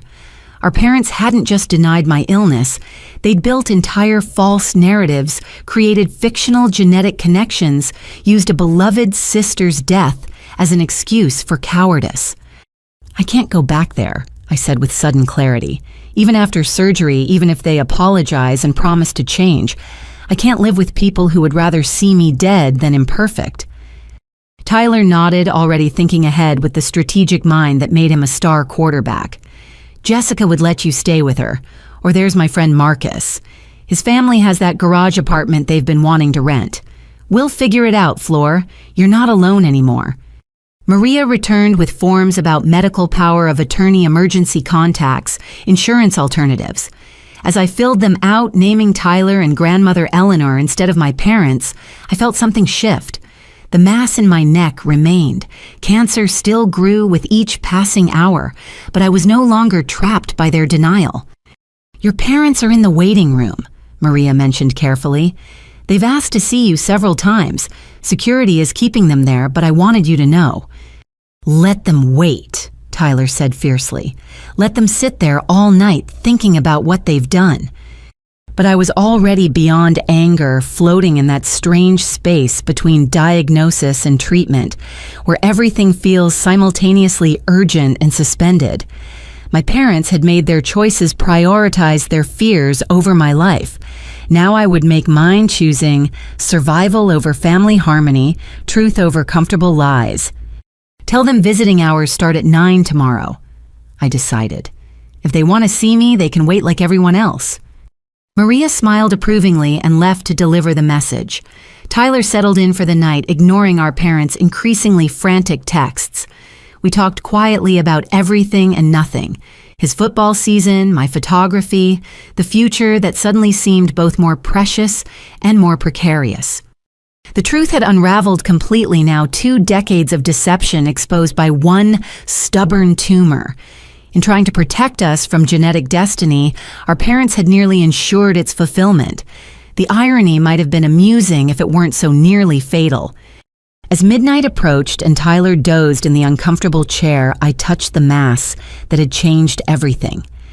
Thursday's surgery loomed with all its risks and uncertainties, but for the first time in months, I faced it with truth as my companion rather than denial as my enemy.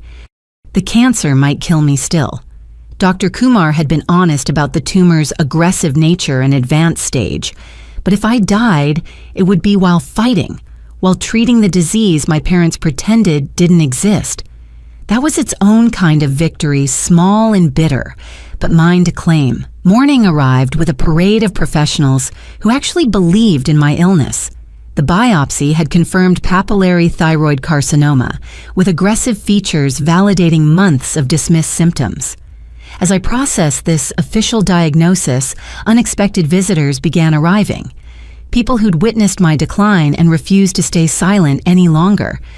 Diana Chen from Morrison Gallery appeared first carrying a leather portfolio and wearing the determined expression that had built her artistic empire. She navigated the hospital corridors with the same precision she used to curate exhibitions, finding my room despite the maze of identical hallways. "Florence, darling, I've been worried sick since you missed your shift yesterday."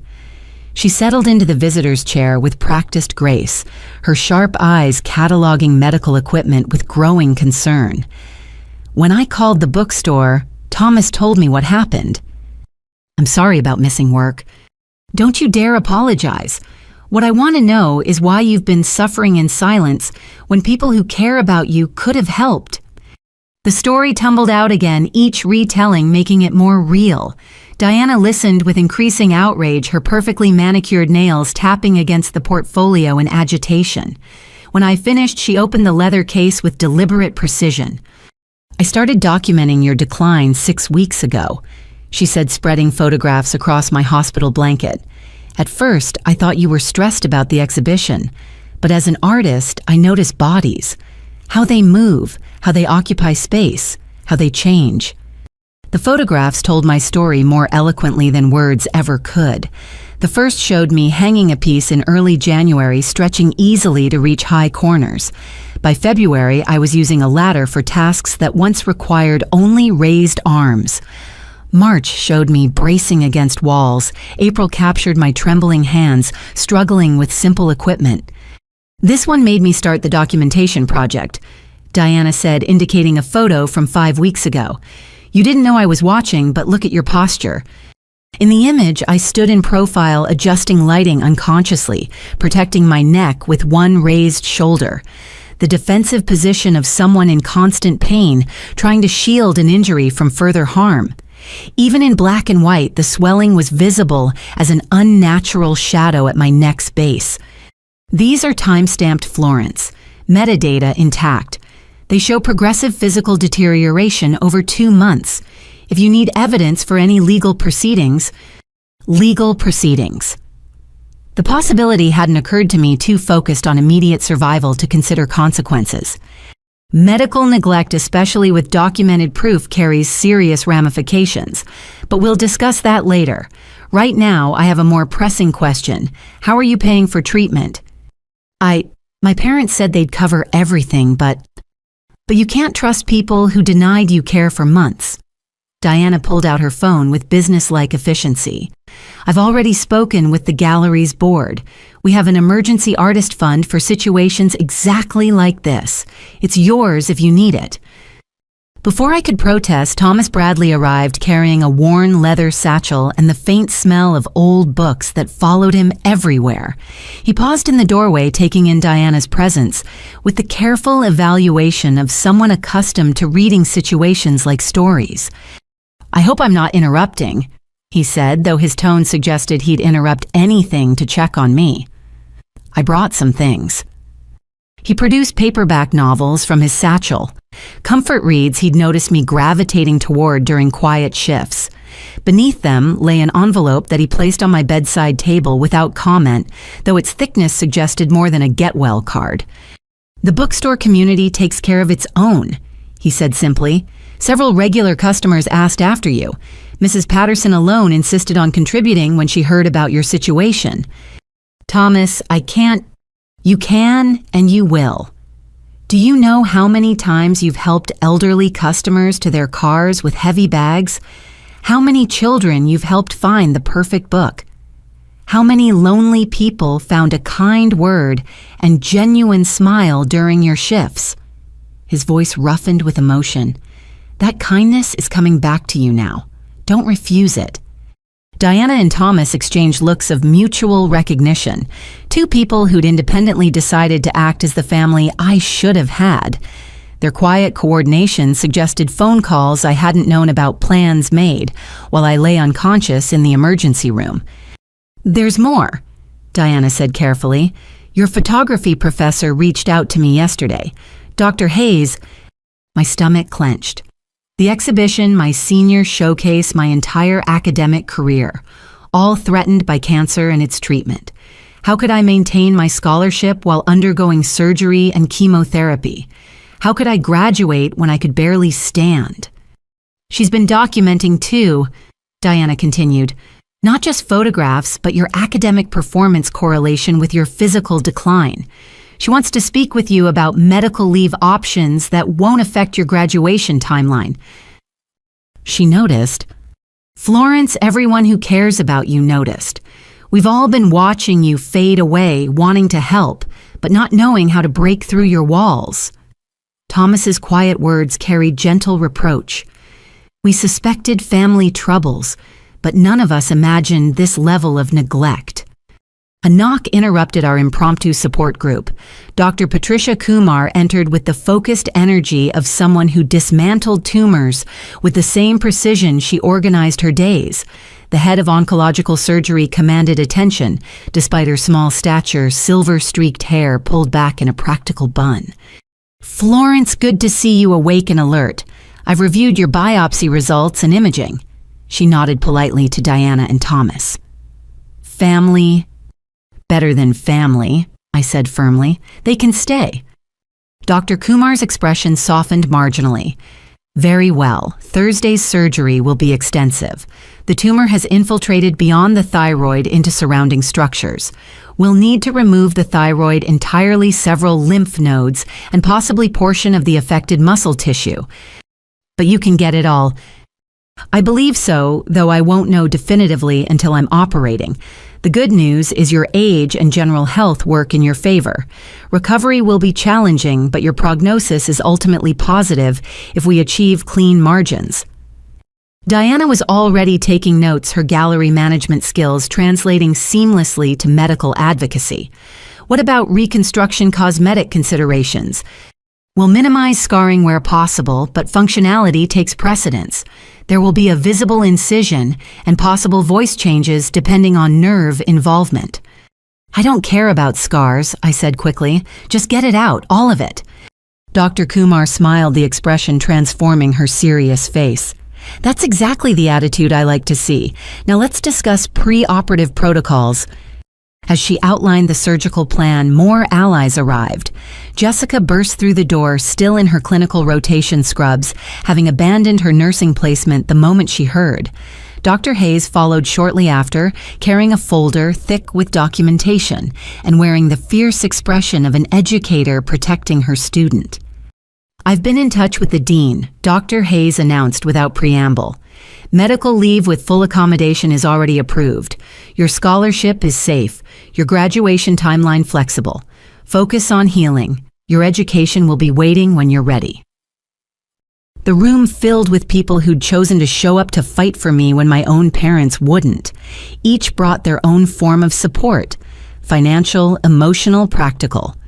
Thomas had arranged coverage for my bookstore shifts indefinitely. Diana had already rescheduled my gallery commitments. Jessica offered her apartment as recovery space away from my parents' toxic environment. We've also started something else, Diana said, pulling up her phone. With your permission, of course. But people want to help Florence. The GoFundMe page showed a professional photograph. One of Diana's artistic documentations of my decline transformed into a rallying cry. The story, written with Thomas's literary skill, laid out facts without melodrama. In 6 hours, it had raised $8,000. The bookstore customers, gallery patrons, your classmates. Word spreads in a small city. Your parents may have failed you, but your community hasn't. Tears came then, unstoppable and cleansing. For months I'd carried this burden alone, convinced that seeking help meant admitting weakness. But these people saw strength in survival courage, in continuing to show up, even as my body betrayed me. They'd watched me fade and chosen to illuminate what my parents tried to keep in shadow. There's one more thing, Dr. Hayes said quietly. I've documented everything, Florence.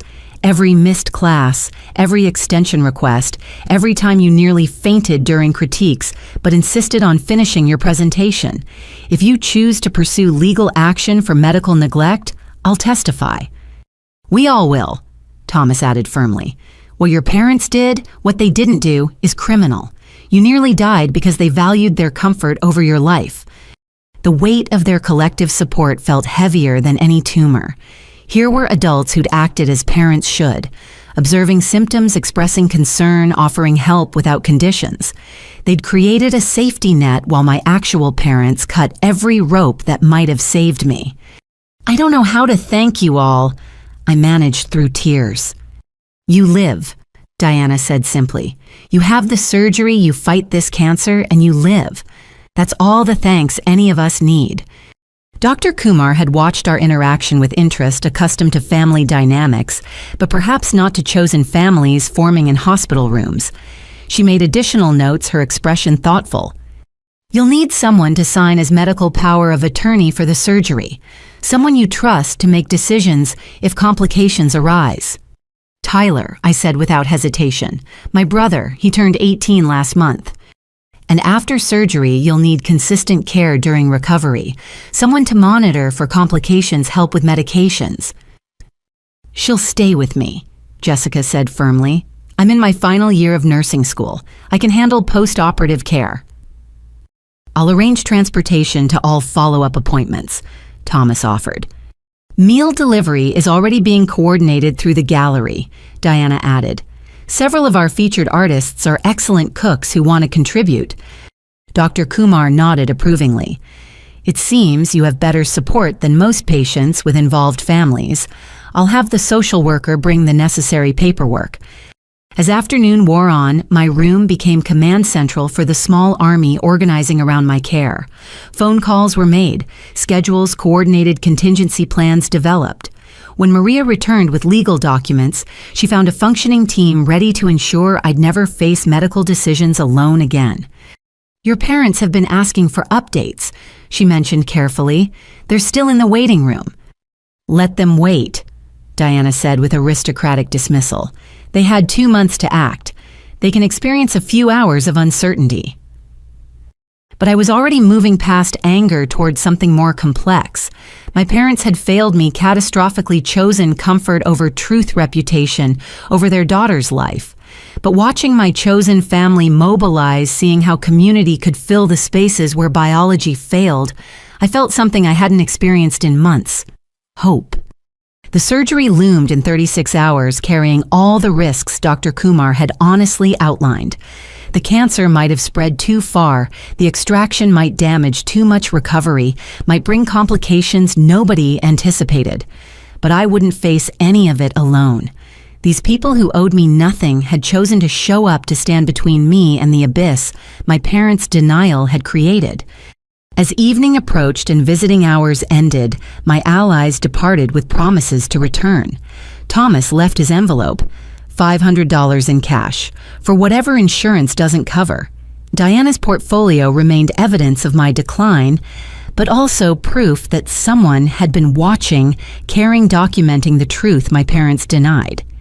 Jessica stayed longest, helping me navigate the complex emotions of finding family among strangers while being betrayed by blood. We talked about recovery plans, about the apartment she'd already begun preparing, about a future that suddenly seemed possible again. You know what's funny?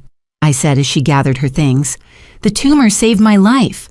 Not medically. It's trying to kill me. But without it, I might never have learned who actually cares about me. Silver linings to cancer. Jessica managed a watery smile. That's definitely going in my nursing school essay about patient resilience. After she left, I sat in the gathering darkness, thinking about families, the ones we're born into and the ones we build. My parents remained in the waiting room, probably crafting new narratives to explain their daughter's rebellion. But their version of events no longer mattered. The truth had found its allies, and together we'd fight what they'd pretended didn't exist. Thursday couldn't come soon enough. Wednesday morning arrived with paperwork instead of poetry. Maria Santos entered my room at 7 sharp, armed with folders that would determine whether I'd receive treatment as a charity case or a covered patient. The battlefield had shifted from family dynamics to insurance bureaucracy, but the stakes remained life and death. Florence, we need to discuss your options moving forward. Maria arranged documents across my bedside table with practiced efficiency. Your parents' insurance technically covers the surgery, but there are complications. Of course there are.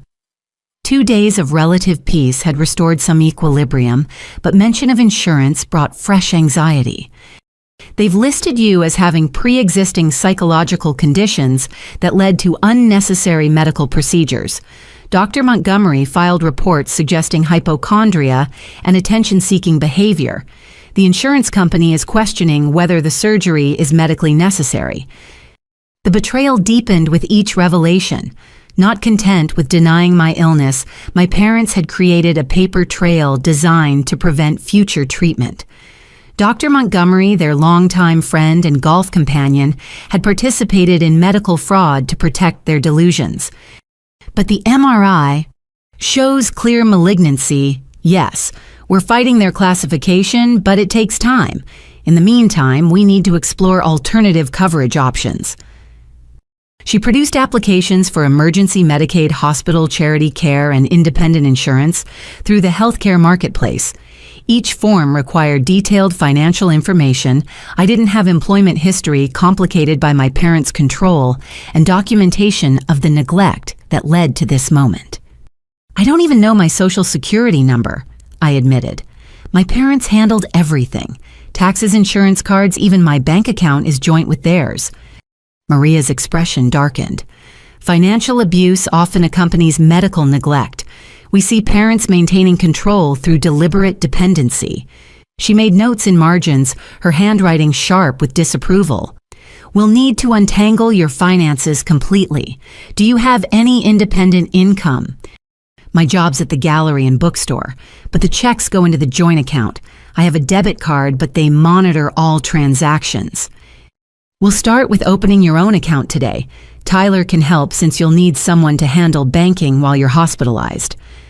Maria pulled out additional forms. There's something else. The hospital's legal team has reviewed your case. They believe you have grounds for an emergency petition regarding medical decision-making. You mean removing my parents' authority? Essentially, yes. Given documented medical neglect and their attempt to interfere with necessary treatment, a judge could grant you full medical autonomy with Tyler as backup decision-maker despite his age. The door burst open before I could process this information.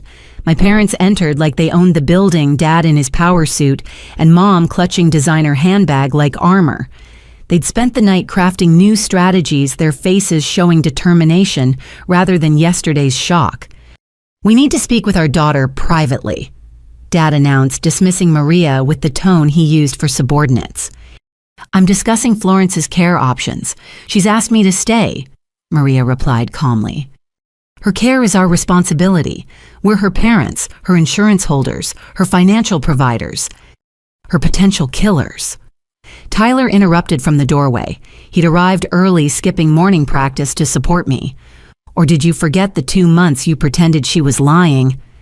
Tyler, this doesn't concern you, Mom said sharply. Your sister's medical decisions are hers to make. She's 20 years old. Legally, you have no say unless she grants it. Tyler moved to stand beside my bed, a united front against parental authority. Dad's face purpled with rage. We're paying for everything. Her education, her housing, her entire life depends on our support.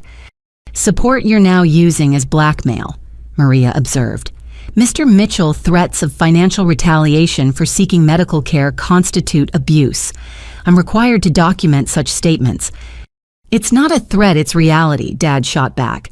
We have every right to determine how our money is spent. If Florence chooses to pursue unnecessary procedures, unnecessary, Tyler exploded. There's a tumor the size of a tennis ball in her neck. How is removing cancer unnecessary? Because it's not cancer.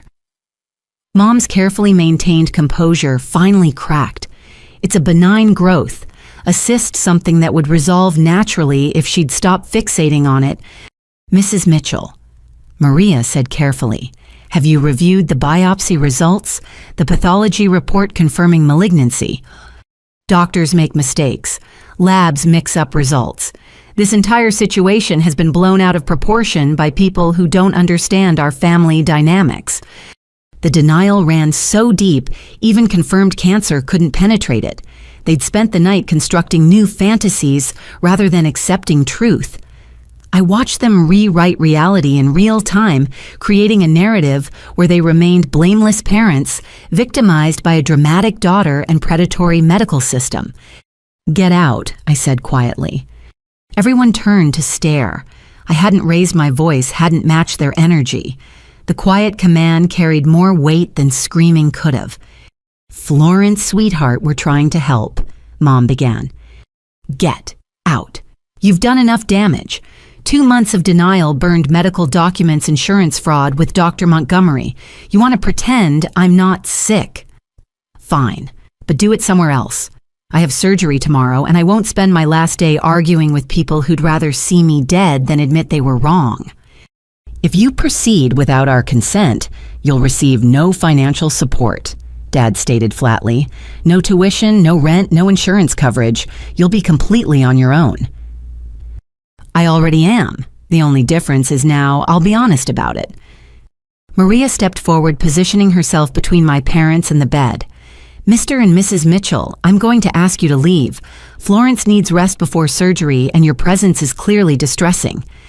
We have every right to visit during regular hours if Florence permits it. Security is already aware of the situation. Please don't make this uglier than necessary." My parents stood frozen, realizing their usual tactics held no power here. Mom reached toward me, whether in supplication or accusation, I couldn't tell. Tyler blocked her approach, his athlete's frame creating an immovable barrier. "You're destroying our family," Mom whispered. "Everything we built, everything we worked for." "You destroyed it the day you chose reputation over my life," I replied. "Now leave. And don't come back unless you're ready to acknowledge what you've done." They left with threats of lawyers, of contested insurance claims, of total financial abandonment. The door closed on their fury, leaving blessed silence punctuated only by monitoring equipment. Maria immediately returned to her paperwork, adding notes about witness threats and documented coercion. "That was brave," she said gently. "Also necessary. Their denial could have interfered with your surgical consent." "Will they really cancel my insurance?" "They can try, but there are protections for ongoing treatment. We're expediting your independent coverage applications. The surgery tomorrow is already approved. They can't retroactively cancel that." Tyler collapsed in the visitor's chair, adrenaline leaving him shaky. "I can't believe they're still denying it. Even with proof, even with you lying in a hospital bed, they won't admit what they did."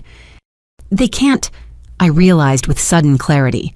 "Admitting I have cancer means admitting they nearly killed me. It means accepting that their perfect family image was built on lies. They'll never do that, not even to save my life." Maria's phone buzzed with a message. She read it with growing satisfaction, a rare smile breaking through her professional demeanor. "The hospital board just approved your full charity care application. Florence, your surgery and subsequent treatment are covered completely. Your parents' insurance is no longer necessary." The relief felt like physical weightlifting. No more fighting insurance companies about pre-existing conditions. No more dependency on parents who wielded financial support like a weapon. For the first time in months, I could focus on healing rather than battling bureaucracy. "There's more," Maria continued. "Jennifer Carlson from our legal team wants to meet with you this afternoon. She specializes in medical advocacy and believes you have grounds for both civil action and criminal charges if you choose to pursue them." Criminal charges. Medical neglect causing substantial harm. Financial abuse through controlled dependency. Potentially fraud if Dr. Montgomery's false reports can be proven intentional rather than mistaken. The possibility felt overwhelming. Bad enough to fight cancer. Did I have energy to fight my parents in court? But then I thought of other young adults trapped by similar control, denied medical care by parents who preferred comfortable lies to uncomfortable truths. "I'll meet with her," I decided. Not for revenge, but for documentation. So there's a record of what happened, why it happened, and how it could have been prevented. Maria nodded approvingly and left to arrange the meeting. Tyler and I sat in companionable silence, processing the morning's chaos. Tomorrow's surgery loomed large, but for the first time I approached it free from my parents' suffocating influence. "I'll be here," Tyler said quietly, "during the surgery through recovery. I know I'm just 18, but you're my brother. That's all that matters. Not the one who denied my illness or called me attention-seeking, but the one who chose to see truth even when it meant losing the parents we thought we had." He squeezed my hand and we sat watching morning transform to afternoon. Jennifer Carlson arrived precisely at 2, a sharp-featured woman whose power suit rivaled Dad's, but whose eyes held warmth his lacked. She took detailed notes about months of neglect, about burned documents and blocked phone calls, about a family history hidden to preserve false narratives. "You have an extremely strong case," she concluded, "both civil and criminal. But Florence, I want you to focus on tomorrow's surgery. Legal action can wait until you're recovered. This documentation simply preserves your options." By evening, my new life had taken shape. Bank accounts opened in my name alone, insurance approved, through hospital charity care legal documentation, preserving evidence of neglect. The tumor remained, cancer still threatened, but the secondary infection of toxic family dynamics had been excised as thoroughly as any surgeon could manage. Thomas arrived at sunset with more books and quiet encouragement. Diana brought photos from the gallery. Not documentation of decline, but images of beauty I'd captured before illness consumed everything. Jessica coordinated with nurses about post-operative care, her clinical knowledge, bridging friendship and medical necessity. "Your parents are still downstairs," Maria mentioned during her final evening visit. "They've been there all day demanding updates, threatening staff." "Let them sit," I said without guilt. "They had 2 months to act. They can have 1 night to think." But I knew they weren't thinking about their failures or my illness. They were crafting new narratives where they remained heroes in their own story, where their daughter's rebellion was just another challenge to overcome through force of will and financial pressure. The cancer in my neck was real, but the malignancy in our family ran deeper than any tumor. Tomorrow, Dr. Kumar would attempt to cut out the physical manifestation of months of neglect, but the psychological surgery, removing myself from parents who loved their image more than their daughter, had already begun. Insurance battles would continue, legal proceedings might follow, but the essential break was complete. I'd chosen life over their lies. Everything else was just paperwork. Thursday arrived before dawn, the hospital stirring to life as surgical teams prepared for morning procedures.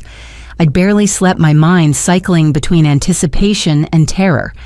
In 6 hours, Dr. Kumar would attempt to remove the cancer that had taken over my neck, my life, my family's carefully constructed reality. Tyler had spent the night in the uncomfortable visitor's chair, refusing to leave, despite nurses' suggestions about proper rest. He stirred as the prep team arrived, immediately alert with the vigilance of someone standing guard. Dark circles shadowed his eyes, but his presence remained steady. The brother I needed, not the golden child our parents had created. "Morning, Florence. I'm Beth, your surgical nurse." The woman's competent movements spoke of countless pre-dawn preparations. "We need to get you ready for Dr. Kumar. How are you feeling?" "Terrified, ready, both."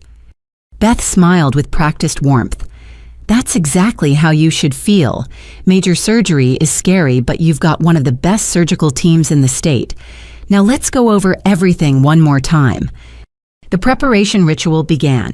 Surgical consent forms, allergy confirmations marking the surgical site with purple ink.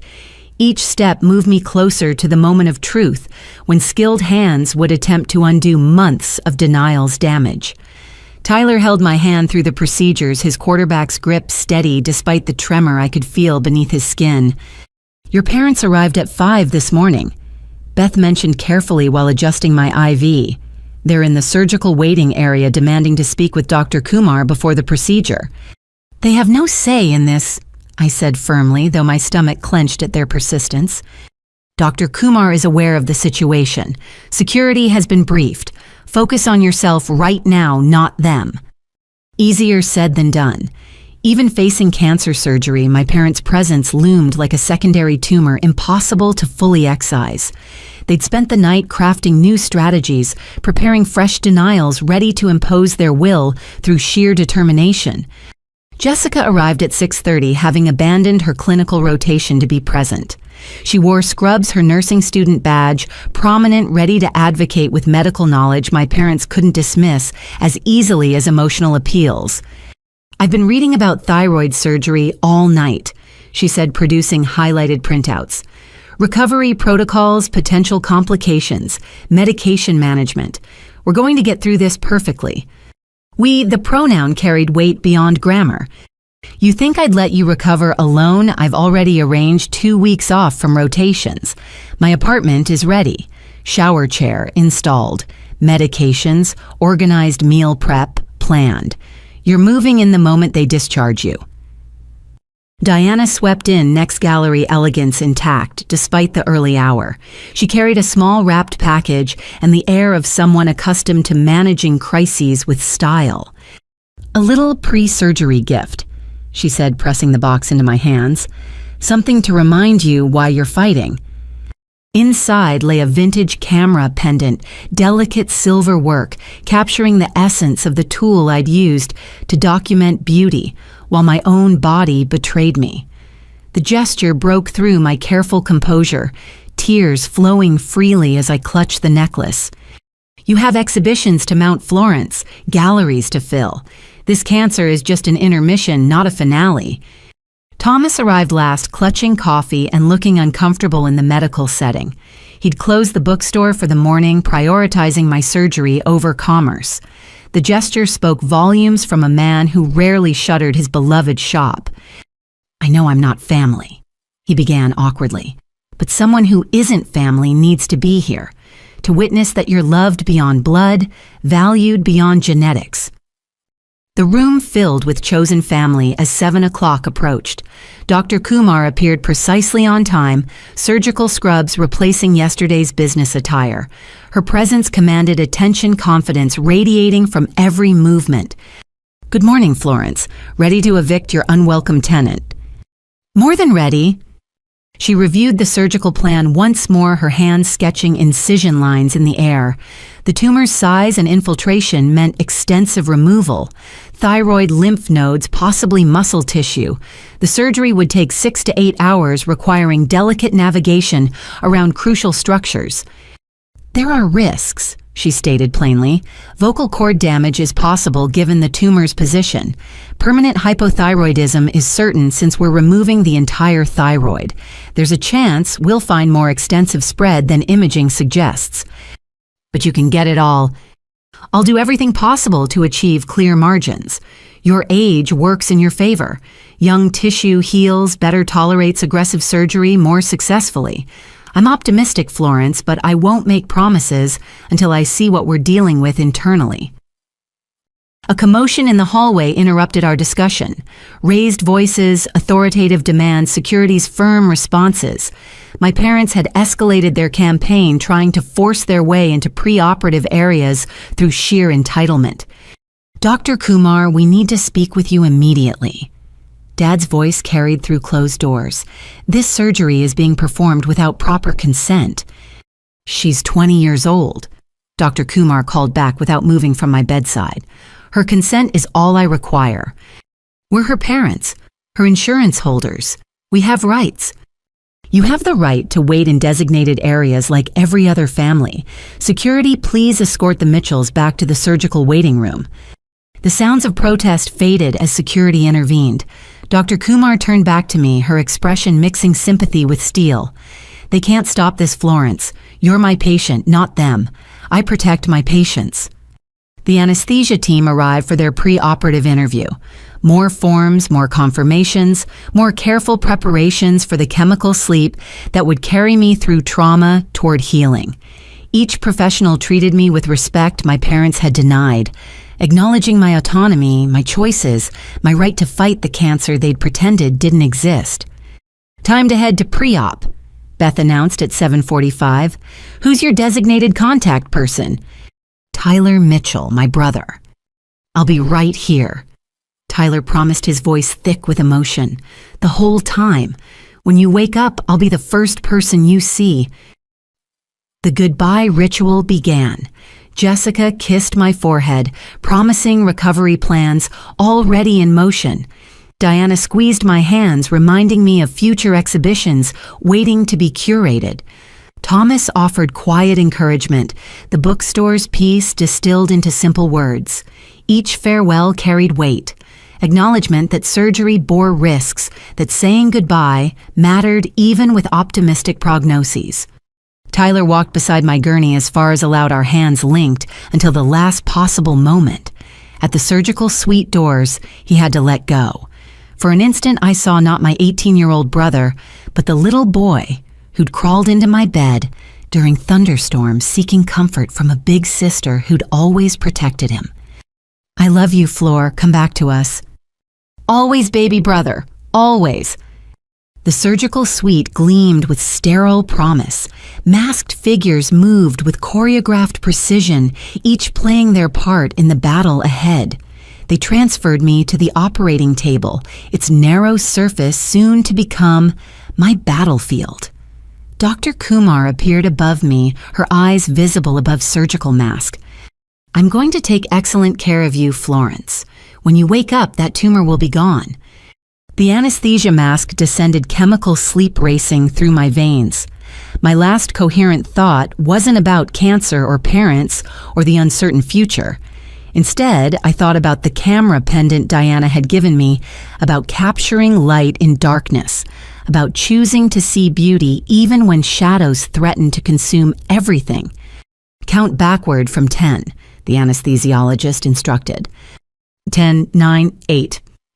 The world faded, but not into darkness, into possibility, into the space between ending and beginning, where surgical knives would write new chapters in flesh and hope. Somewhere beyond the chemical veil, Dr. Kumar was scrubbing in, preparing to undo months of denial with skilled hands and sharp steel. My parents sat in the waiting room, probably still crafting narratives where they remained blameless. But their version of truth no longer mattered. What mattered was the tumor leaving my body, the cancer being excised, the chance at life their denial had nearly stolen. Tyler would be there when I woke. Jessica would guide my recovery. Diana and Thomas would provide support my blood family couldn't. Dr. Kumar would do her best to save me from both disease and those who'd enabled its growth. Surgery was beginning. The real fight. Not just against cancer, but for autonomy, for truth, for the right to seek help when those who should protect you prefer comfortable lies, would be won or lost in the next 8 hours. But I was ready, scarred but not broken, betrayed but not beaten. The tumor might have taken months of my life, but it wouldn't take my future, not if Dr. Kumar had anything to say about it. The anesthesia pulled me under completely, and I surrendered to the healing darkness, trusting strangers, more than family, choosing truth over denial, even unconscious. Time moves differently under anesthesia. There's no dreaming, no awareness, just a vast nothing between counting backward and the slow swim back to consciousness.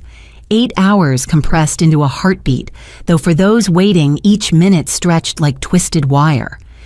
The first thing I noticed was the breathing tube. Not painful exactly, but wrong. A foreign presence where breath should flow naturally. Voices murmured nearby, professional and calm, discussing numbers that meant nothing through the medication fog. Someone squeezed my hand, and even through the haze, I recognized Tyler's touch. "She's waking up," his voice cracked with relief. Florence, can you hear me?" I tried to respond, but the tube prevented speech. My eyes fluttered open to harsh recovery room lights, faces slowly coming into focus. Tyler on my right, tears streaming down his face. Jessica on my left, wearing scrubs and a visitor badge, her nursing knowledge evident in how she tracked the monitors. Behind them, Dr. Kumar still in surgical attire, exhaustion clear, but satisfaction clearer. "Welcome back, Florence." Dr. Kumar moved closer, checking my pupils with a penlight. "Don't try to talk yet. The breathing tube will come out soon. The surgery went well, better than well. We got it all." The words penetrated slowly. Got it all. The tumor-gone cancer excised months of denied illness, finally addressed. I squeezed Tyler's hand weakly, trying to convey questions I couldn't voice. "The mass was larger than imaging suggested," Dr. Kumar continued. 7 centimeters when we got inside with tentacles reaching toward your spine, but we achieved clear margins. Every bit of cancer we could see is gone. 7 centimeters. The size of a baseball growing in my neck while my parents insisted on psychological problems. How close had I come to inoperability days hours? The breathing tube prevented the sob building in my chest, emotion trapped behind medical necessity. There were complications. Dr. Kumar's tone gentled. The tumor had wrapped around your left vocal cord nerve. We had to sacrifice some tissue to ensure complete removal. There may be voice changes, possibly permanent. But Florence, you're alive. That's what matters.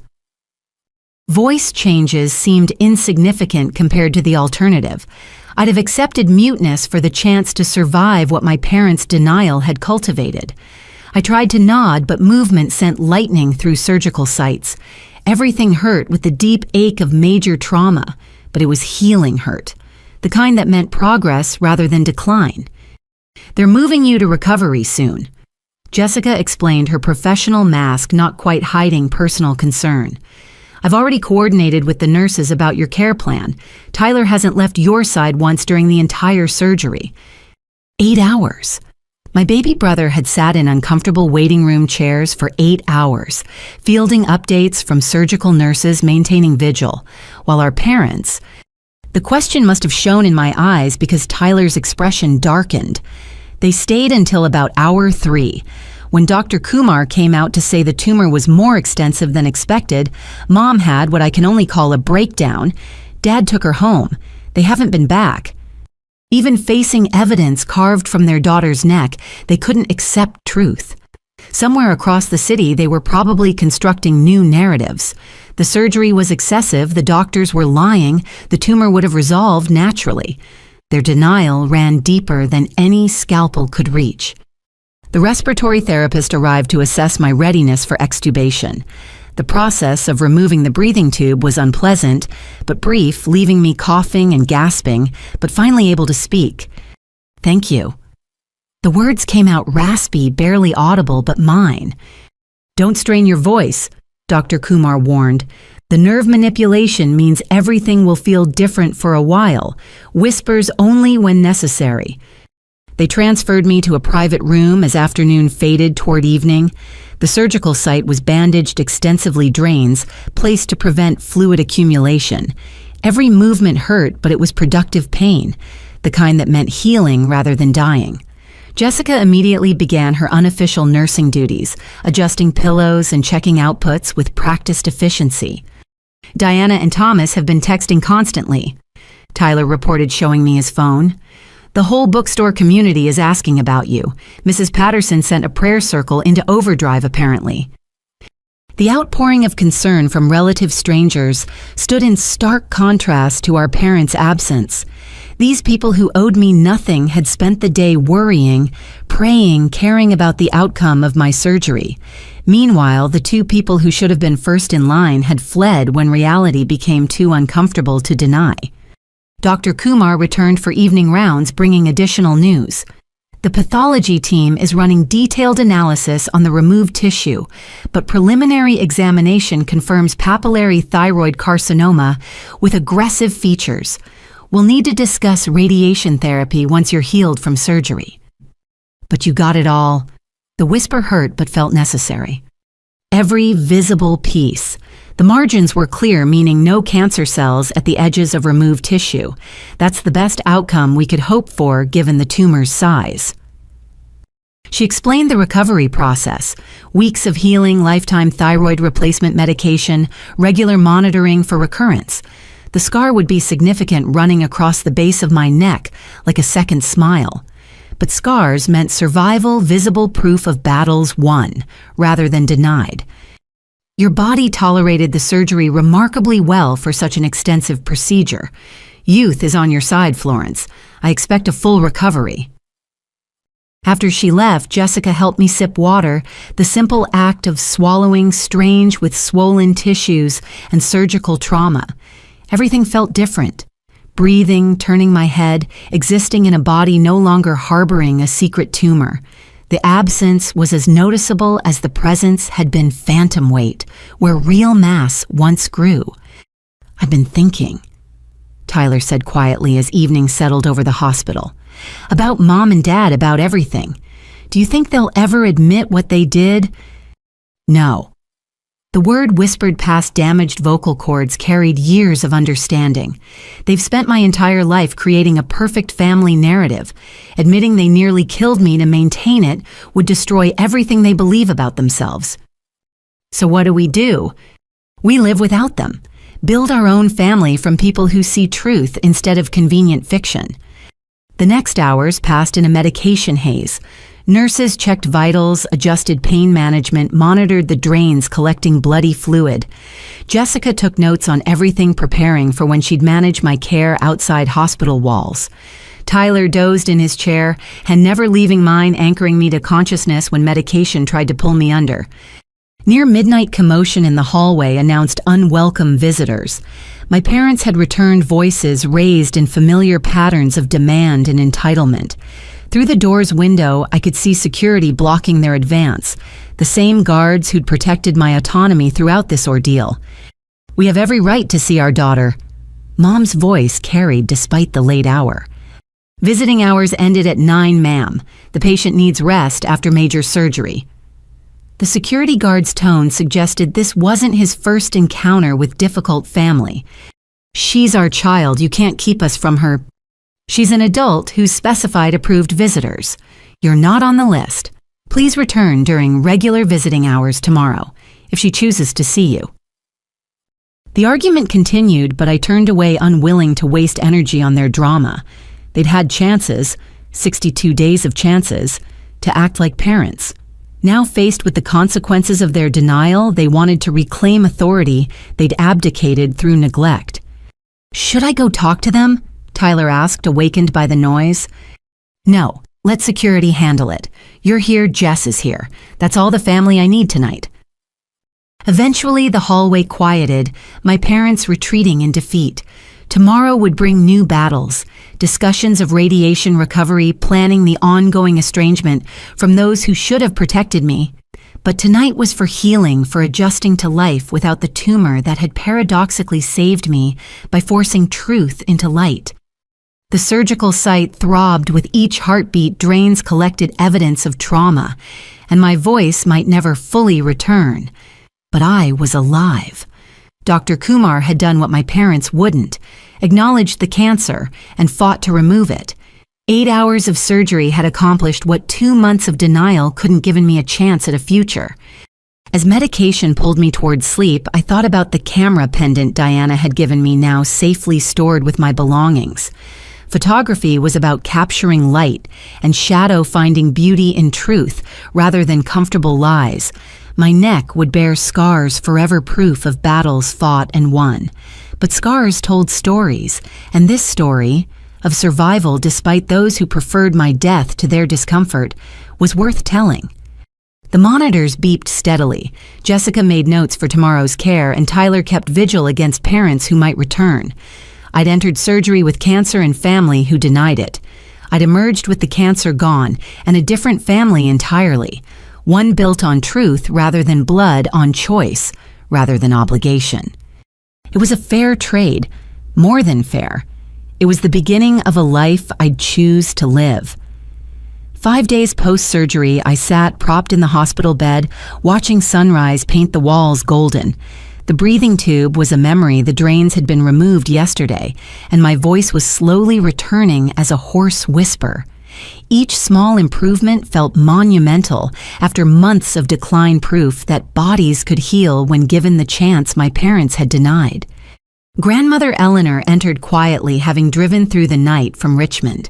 At 75, she moved with careful determination, her silver hair pinned back and her face showing every hour of worry since Tyler had finally answered her blocked calls. She paused in the doorway, taking in the bandages, the healing incision, the evidence of what her daughter had tried to hide. "Oh, my darling girl." She crossed to my bed in quick steps, gathering me in the gentlest embrace. "I'm so sorry. I should have fought harder, should have insisted." "Not your fault," I whispered against her shoulder. "They would have found ways to stop you, too." Eleanor pulled back to study my face, her fingers ghosting near the bandages with practiced care. She'd done this before I realized. Sat beside a young woman recovering from thyroid surgery, helpless against family denial. But Margaret hadn't survived, and that failure haunted every line in my grandmother's face. Tyler told me everything. The insurance fraud, the burned papers, Dr. Montgomery's lies. Her voice hardened with each word. "I've already contacted my attorney. What they did goes beyond neglect into criminal territory." "Grandmother." "No, Florence. I failed Margaret by staying quiet, by believing Sarah would do better. I won't fail you the same way." She produced a folder from her handbag, legal documents visible within. "I've liquidated part of my retirement. It's not a fortune, but it's enough to ensure you're never financially dependent on them again." The gesture broke something loose in my chest. Here was family acting as family should, protecting, providing, supporting without conditions or denial. Tears came freely as I accepted the folder, finding bank statements and trust documentation inside. $30,000, enough for recovery, for school, for building a life free from their control. "I can't accept this." "You can, and you will. It's what I should have done for Margaret, but couldn't afford then. I've lived 20 years with that regret. Let me do this right for once." Tyler arrived as visiting hours officially began, carrying coffee and the exhausted look of someone managing crisis on multiple fronts. He'd been fielding calls from our parents, maintaining apartment searches for my post-discharge needs, and somehow keeping up with his football commitments. At 18, he'd aged years in a week.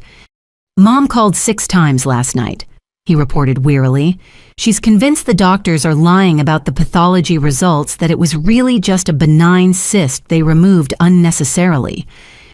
Even now, Eleanor's disgust was palpable, even with evidence literally carved from her daughter's neck. She's created an entire alternate narrative, says the hospital is covering up malpractice, that they pushed unnecessary surgery for profit. Dad's backing her completely. They're talking about suing Dr. Kumar. The delusion ran so deep that successful cancer surgery became malpractice in their minds. They'd rather believe in vast medical conspiracies than accept they'd failed as parents. It would have been funny if it weren't so pathologically sad. Jennifer Carlson arrived at 10 sharp, her legal expertise, a sharp contrast to my family's emotional chaos. She'd been building a case file all week, documenting everything from the burned referral to post-surgical denial. Her briefcase contained enough evidence to bury my parents in legal consequences if I chose that path. "The county prosecutor is interested," she said without preamble. "Medical neglect causing substantial harm insurance fraud through false reporting conspiracy with Dr. Montgomery to deny care. These are serious charges, Florence." Would it change anything, make them see truth? Jennifer's expression softened. Probably not. People this deep in denial rarely accept reality even when faced with legal consequences, but it would create a record, potentially protect others from similar harm, and ensure they face some accountability.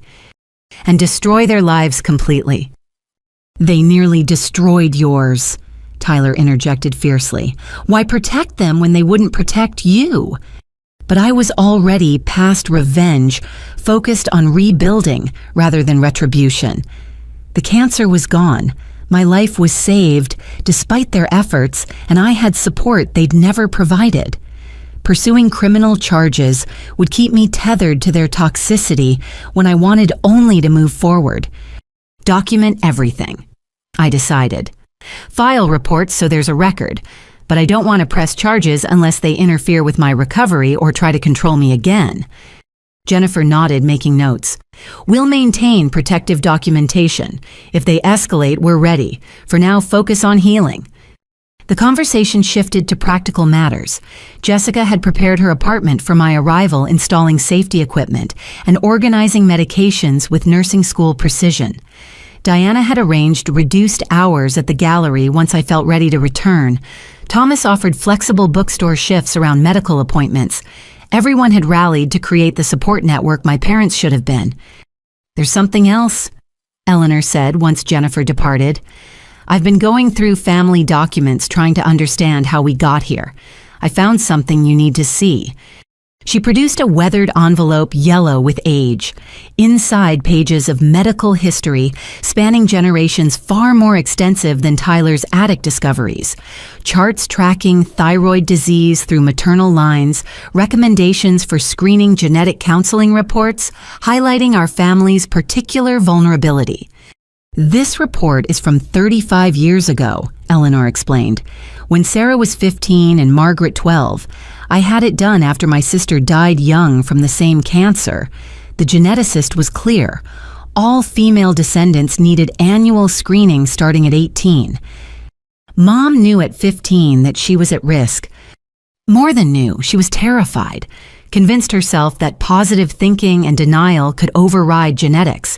When Margaret developed symptoms at 23, Sarah refused to believe it was the family curse, said Margaret was manifesting illness through fear. The pattern crystallized with horrible clarity. Mom hadn't just denied my illness, she'd been practicing denial her entire life, convinced that acknowledging genetic risk would somehow manifest it. In trying to protect herself from fear, she'd made that fear reality for both her sister and daughter. After Margaret died, Sarah became obsessed with creating a perfect family image. No illness, no weakness, no acknowledgement of genetic vulnerability.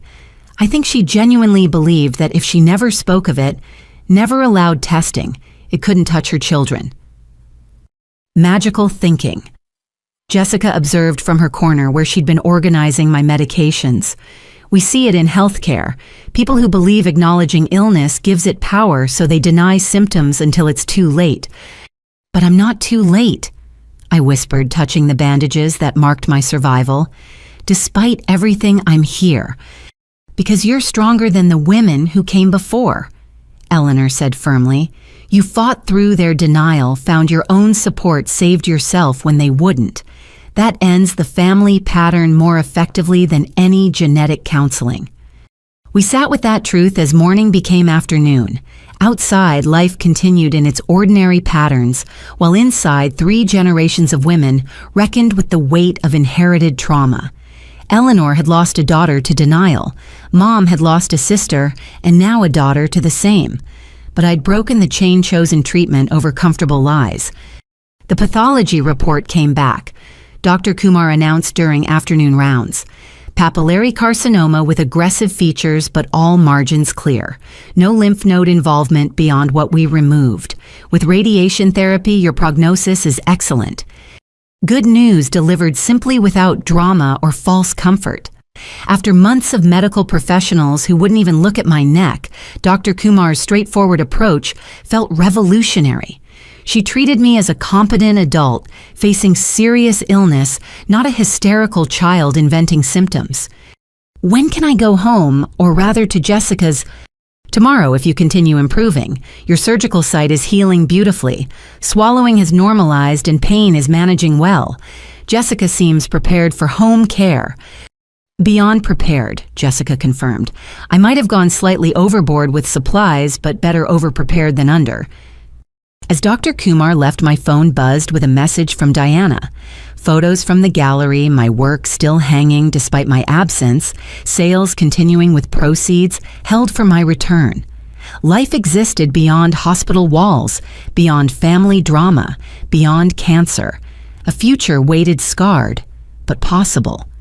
That evening, Tyler brought dinner from my favorite restaurant food I could actually swallow without pain. We ate quietly, processing the week's revelations and planning tomorrow's discharge. Jessica would pick me up at 10, Eleanor would help settle me in, and Tyler would handle any parental interference. "They'll show up eventually," Tyler warned. "Once they realize you're really not coming home, they'll escalate." "Let them. I have legal documentation, medical proof, and witnesses to their neglect. They have comfortable lies and Dr. Montgomery's fraudulent reports. See how far that gets them." But even as I spoke bravely, part of me mourned the parents I'd never had. The ones who would have rushed me to specialists at the first sign of illness, who would have prioritized my health over their image, who would have held my hand through surgery instead of fleeing when reality intruded. "Do you think they ever loved us?" Tyler asked quietly. "Or just the idea of us?" "I think they loved us the only way they knew how, conditionally with strings attached to their version of perfection. When I stopped fitting that version, their love stopped too." "That's not really love then, is it?" "No," I admitted, "it's not."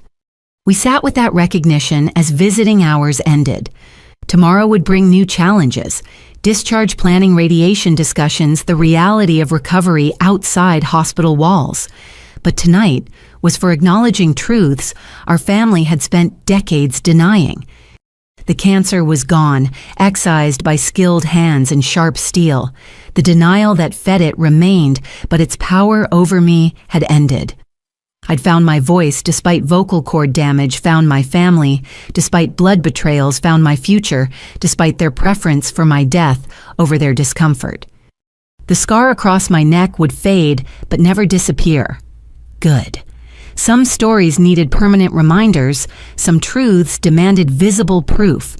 I'd wear my survival like jewelry decoration earned through battle with both disease and those who enabled it. Recovery would be slow radiation therapy, challenging, and the estrangement from my parents painful despite its necessity. But I was alive to face those challenges, supported by people who saw truth clearly and chose love without conditions. That was more than Margaret had, more than generations of women who died young from treatable disease, silenced by family shame and genetic denial. I'd broken the pattern simply by surviving, by refusing to die quietly to preserve their comfort. Tomorrow, real recovery would begin. Tonight, revelation was enough. 2 weeks into recovery at Jessica's apartment, my voice had strengthened from whisper to rasp, and the surgical site had begun its transformation from wound to scar. The one-bedroom space had become command central for both medical recovery and legal preparation, with Jennifer Carlson visiting daily to build an ironclad documentation trail. This article runs tomorrow. Jennifer announced, placing a printed draft on the coffee table that doubled as my desk. "Amanda Wright wants your approval on the final version." The journalist had interviewed me 3 days ago, her questions precise but compassionate. The resulting article laid bare 2 months of medical neglect, complete with Diana's photographic documentation and statements from Thomas Dr. Kumar and others who'd witnessed my decline. Reading my story in black and white felt surreal truth, finally given the permanence my parents had tried to deny. The headline might seem sensational, Jennifer warned. "Parents' denial nearly costs daughter's life. A young woman's fight against family medical neglect." But Amanda felt it necessary to grab attention. "It's accurate," I said, voice still rough but determined. "Every word is true." Jessica read over my shoulder, her medical knowledge adding weight to each documented symptom.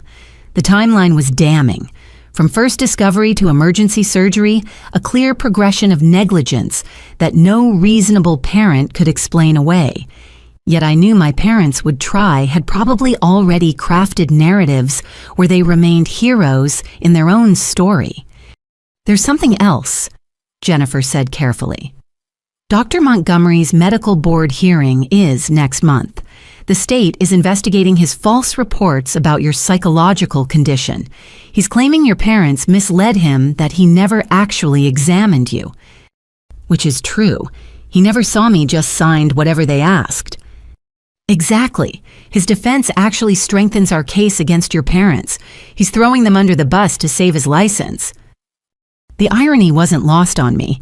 Their golf buddy, their convenient medical enabler, would now testify to their deception to protect himself. The comfortable network of denial was cannibalizing itself when faced with legal consequences. Tyler arrived from class dropping his backpack with exhaustion that had become familiar. He'd been managing his coursework football practice and supporting me while fielding increasingly frantic calls from our parents. They'd realized I wasn't returning, that their financial threats held no power, and panic was setting in. Mom showed up at practice today. He reported, collapsing beside me on Jessica's worn couch. Made a scene about family loyalty and ungrateful children. Coach had to escort her off the field. Public meltdown. Jessica asked, already documenting the incident in our growing file. Complete breakdown. Screaming about conspiracies about the hospital, poisoning my mind against them. Half the team filmed it. He pulled out his phone, showing a video that made my stomach clench. Mom stood on the sidelines in her perfect suburban outfit, but her composure had shattered completely. She gestured wildly, voice shrill with hysteria, accusing unnamed forces of stealing her children. The woman who'd spent decades maintaining appearances was self-destructing, publicly denial, finally consuming the person it had protected. This helps our case, Jennifer observed clinically. Public documentation of unstable behavior harassment at your brother's school. If they try to claim competency to make medical decisions, this undermines them completely.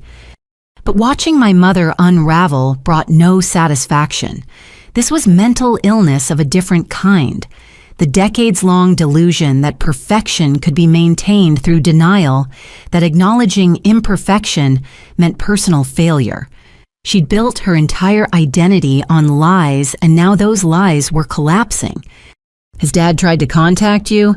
I asked Tyler. Once. Very corporate, very controlled. Offered to pay for my college if I convince you to drop any legal action and come home. When I refused, he threatened to cut me off completely. Tyler, you don't have to... Yes, I do. You nearly died because I was too young and stupid to see through their bullshit. The least I can do is stand by you now. Eleanor called during lunch, her daily check-in consistent as sunrise. She'd returned to Richmond but remained involved coordinating with Jennifer and ensuring my financial independence. Her own health was fragile, but she'd found renewed purpose in protecting the grandchild she'd nearly lost. I heard about Sarah's performance at the school, she said without preamble. Robert called demanding I talk sense into you both. I told him the only sensible thing was accepting responsibility for nearly killing you. How did he take that? Hung up on me.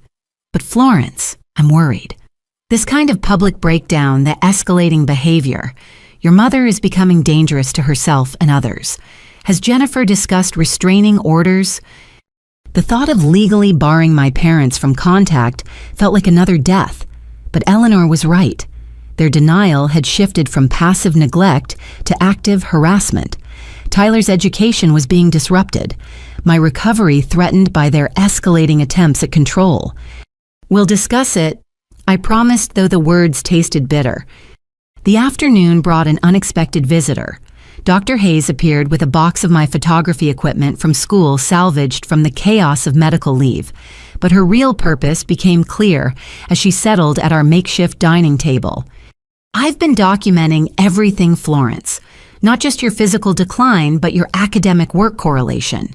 Your projects from before diagnosis show consistent excellence.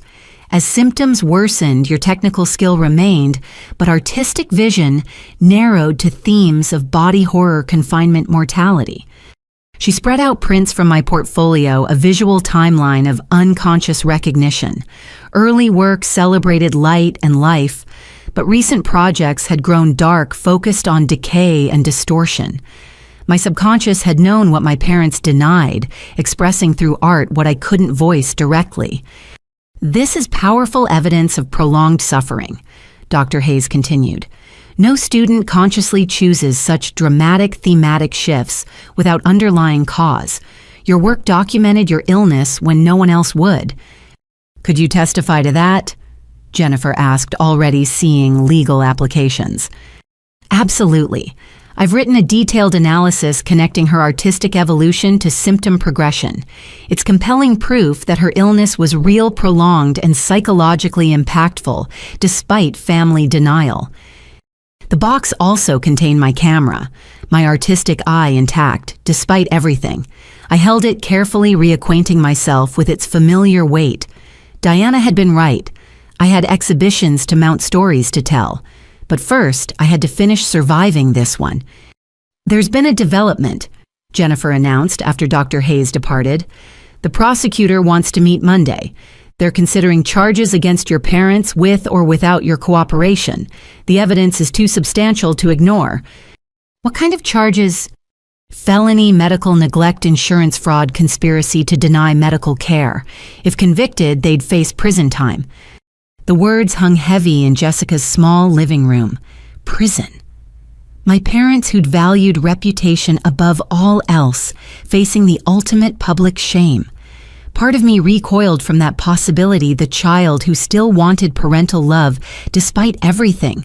But the larger part, the woman who'd nearly died from their neglect, recognized justice when offered. What do you need from me? Testimony if it goes to trial. But Florence, think carefully. Criminal prosecution means public trial, media coverage, your family's dysfunction exposed completely. It's not a decision to make lightly. They made their decision the day they burned my referral, I said quietly. Every day after was another choice to let me die rather than admit imperfection. If prosecution prevents another family from suffering the same, then I'll testify. Jennifer nodded, making notes. I'll inform the prosecutor. In the meantime, focus on your radiation consultation Thursday. Legal battles can wait. Your health comes first. As evening approached, the apartment filled with the quiet sounds of recovery. Jessica prepared medications with nursing precision. Tyler studied at the kitchen table, and I sat by the window, watching life continue beyond our small sanctuary. The surgical scar had begun to itch, a sign of healing that felt like victory after months of decline. My phone buzzed with a message from Diana. The gallery's fundraiser for my medical expenses had exceeded goals, the community rallying around one of their own. Thomas had added a donation jar at the bookstore, customers contributing with notes of encouragement. Strangers were showing more care than my parents ever had. You know what's strange? I said to the room at large. I'm happier now with cancer and family estrangement than I was 6 months ago living their lie. Because you're free, Jessica observed. Free to be sick when you're sick, healthy when you're healthy, human instead of perfect. Tyler looked up from his textbook. I've been thinking about Aunt Margaret a lot. How different things might have been if she'd survived, if we'd known about the genetic risk early. She didn't have what Florence has, Jessica pointed out. A support network outside family, financial resources, legal advocates. She died not just from cancer, but from isolation. We broke the pattern, hon, I realized, not just by surviving, but by refusing to be silent about it. Tomorrow's newspaper would carry my story, complete with photographs documenting months of decline. My parents would rage against public exposure, claim victimization by ungrateful children and predatory media. But truth, once released, couldn't be recaptured by comfortable lies. The legal case was building piece by documented piece. Medical records, photographic evidence, witness statements, academic documentation, all painting a clear picture of deliberate neglect. Whether criminal charges followed or not, the record would exist. No one could claim ignorance or accident. But beyond legal preparations lay the quieter work of healing, learning to swallow without pain, building strength for radiation therapy, reclaiming art and purpose beyond survival. The cancer might be gone, but recovery meant more than physical healing. It meant building a life authentic enough to be worth saving. As night fell, I touched the camera. Dr. Hayes had returned. Soon I'd be strong enough to document this journey myself, to capture truth through my own lens rather than others' testimony. The exhibition Diana had mentioned felt possible again, art born from ashes of medical neglect and family betrayal. Thank you, I said to the room at large.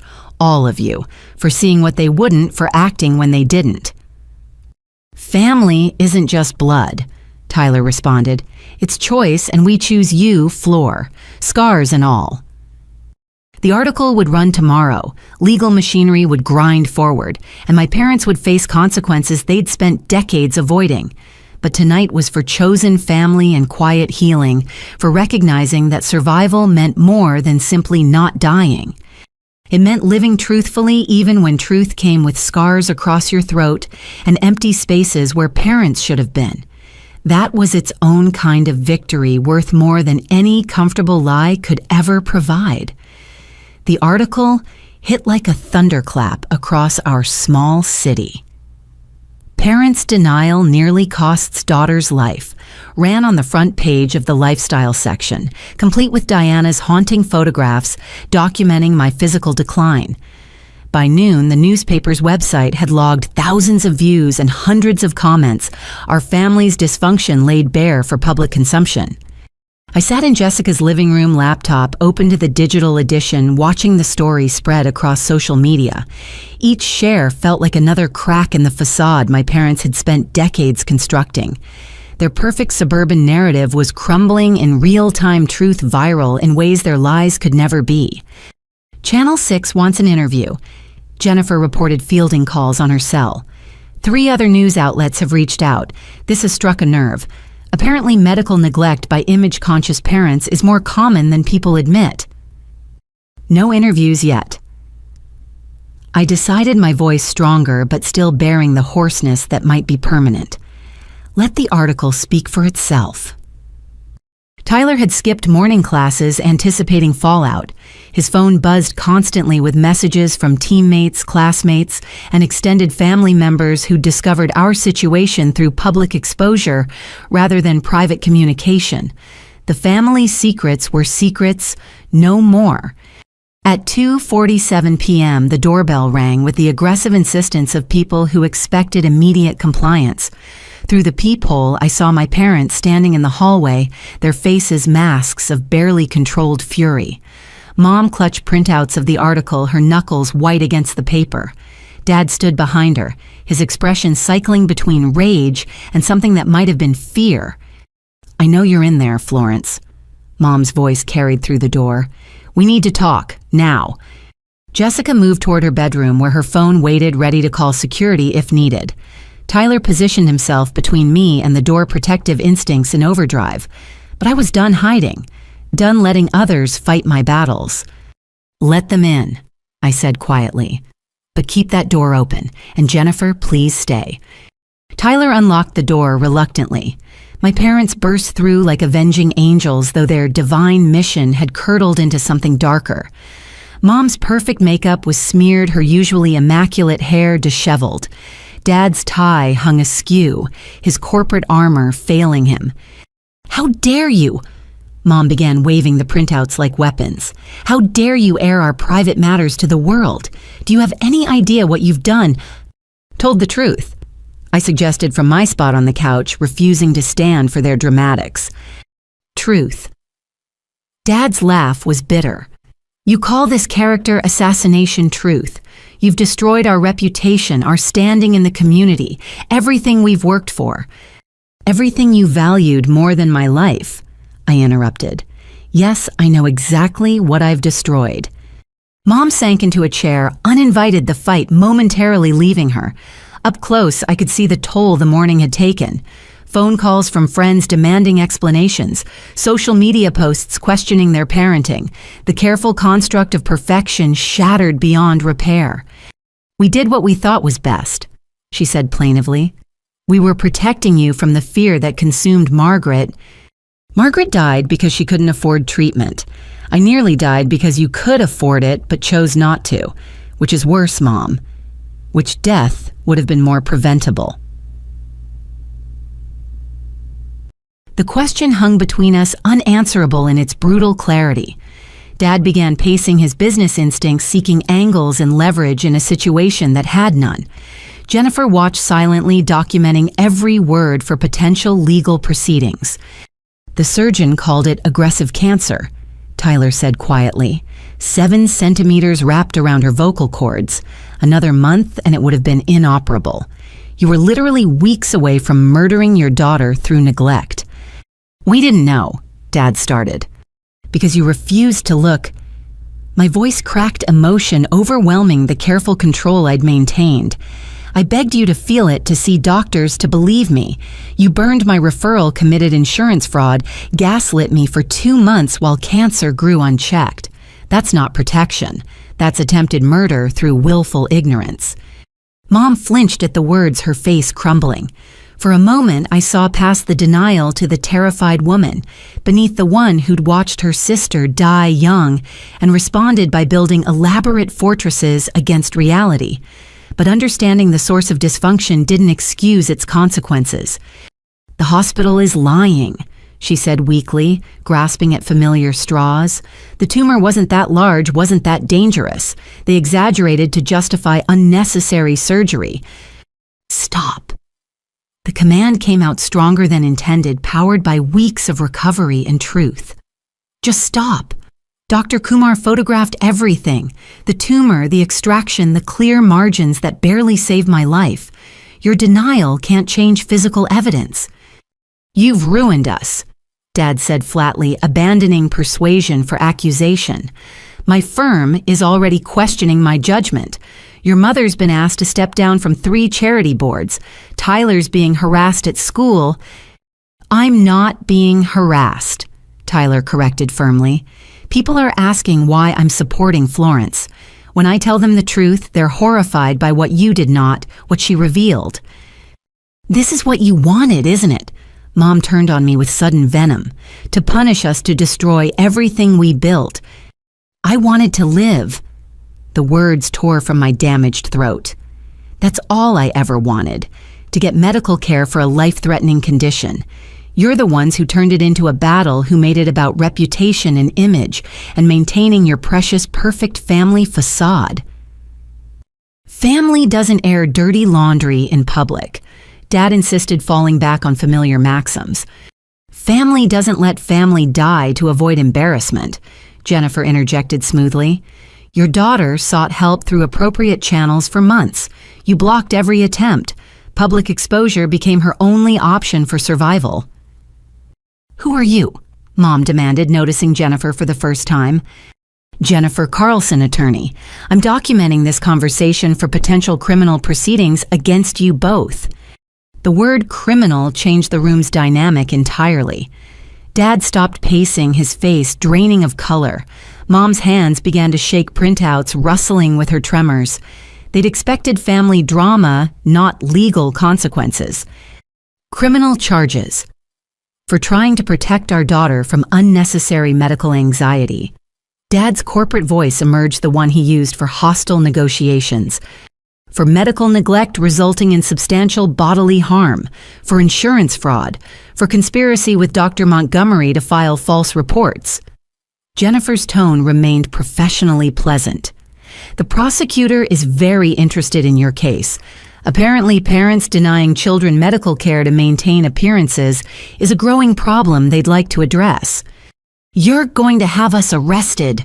Mom's voice rose to near hysteria. Your own parents, the people who raised you, fed you, clothed you, the people who nearly killed me through neglect, I finished, who valued their comfort over my life, who still can't admit what they did even with evidence carved from my neck.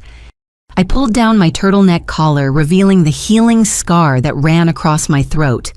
Pink and puckered, still angry from recent trauma, it testified to truths they couldn't deny. Mom recoiled as if the scar might be contagious. Dad looked away entirely. That's what denial looks like, I said quietly. That's what 2 months of protecting me from anxiety created. A 7-centimeter tumor that almost cost me my voice and my life. We'll fight this, Dad declared, rallying his corporate defenses. We have resources, connections. No prosecutor will pursue charges against respectable citizens based on family disagreements. They already are, Jennifer informed him. Your respectability ended the moment you chose reputation over your daughter's life. The evidence is overwhelming the case strong. Your choices now are about damage control, not avoiding consequences. Mom broke first, tears streaming down her face as reality finally penetrated decades of denial. "We were so scared," she whispered. After watching her waste away, I couldn't face it happening again." "So you guaranteed it would by denying treatment." Tyler said, his youth making the logic more brutal.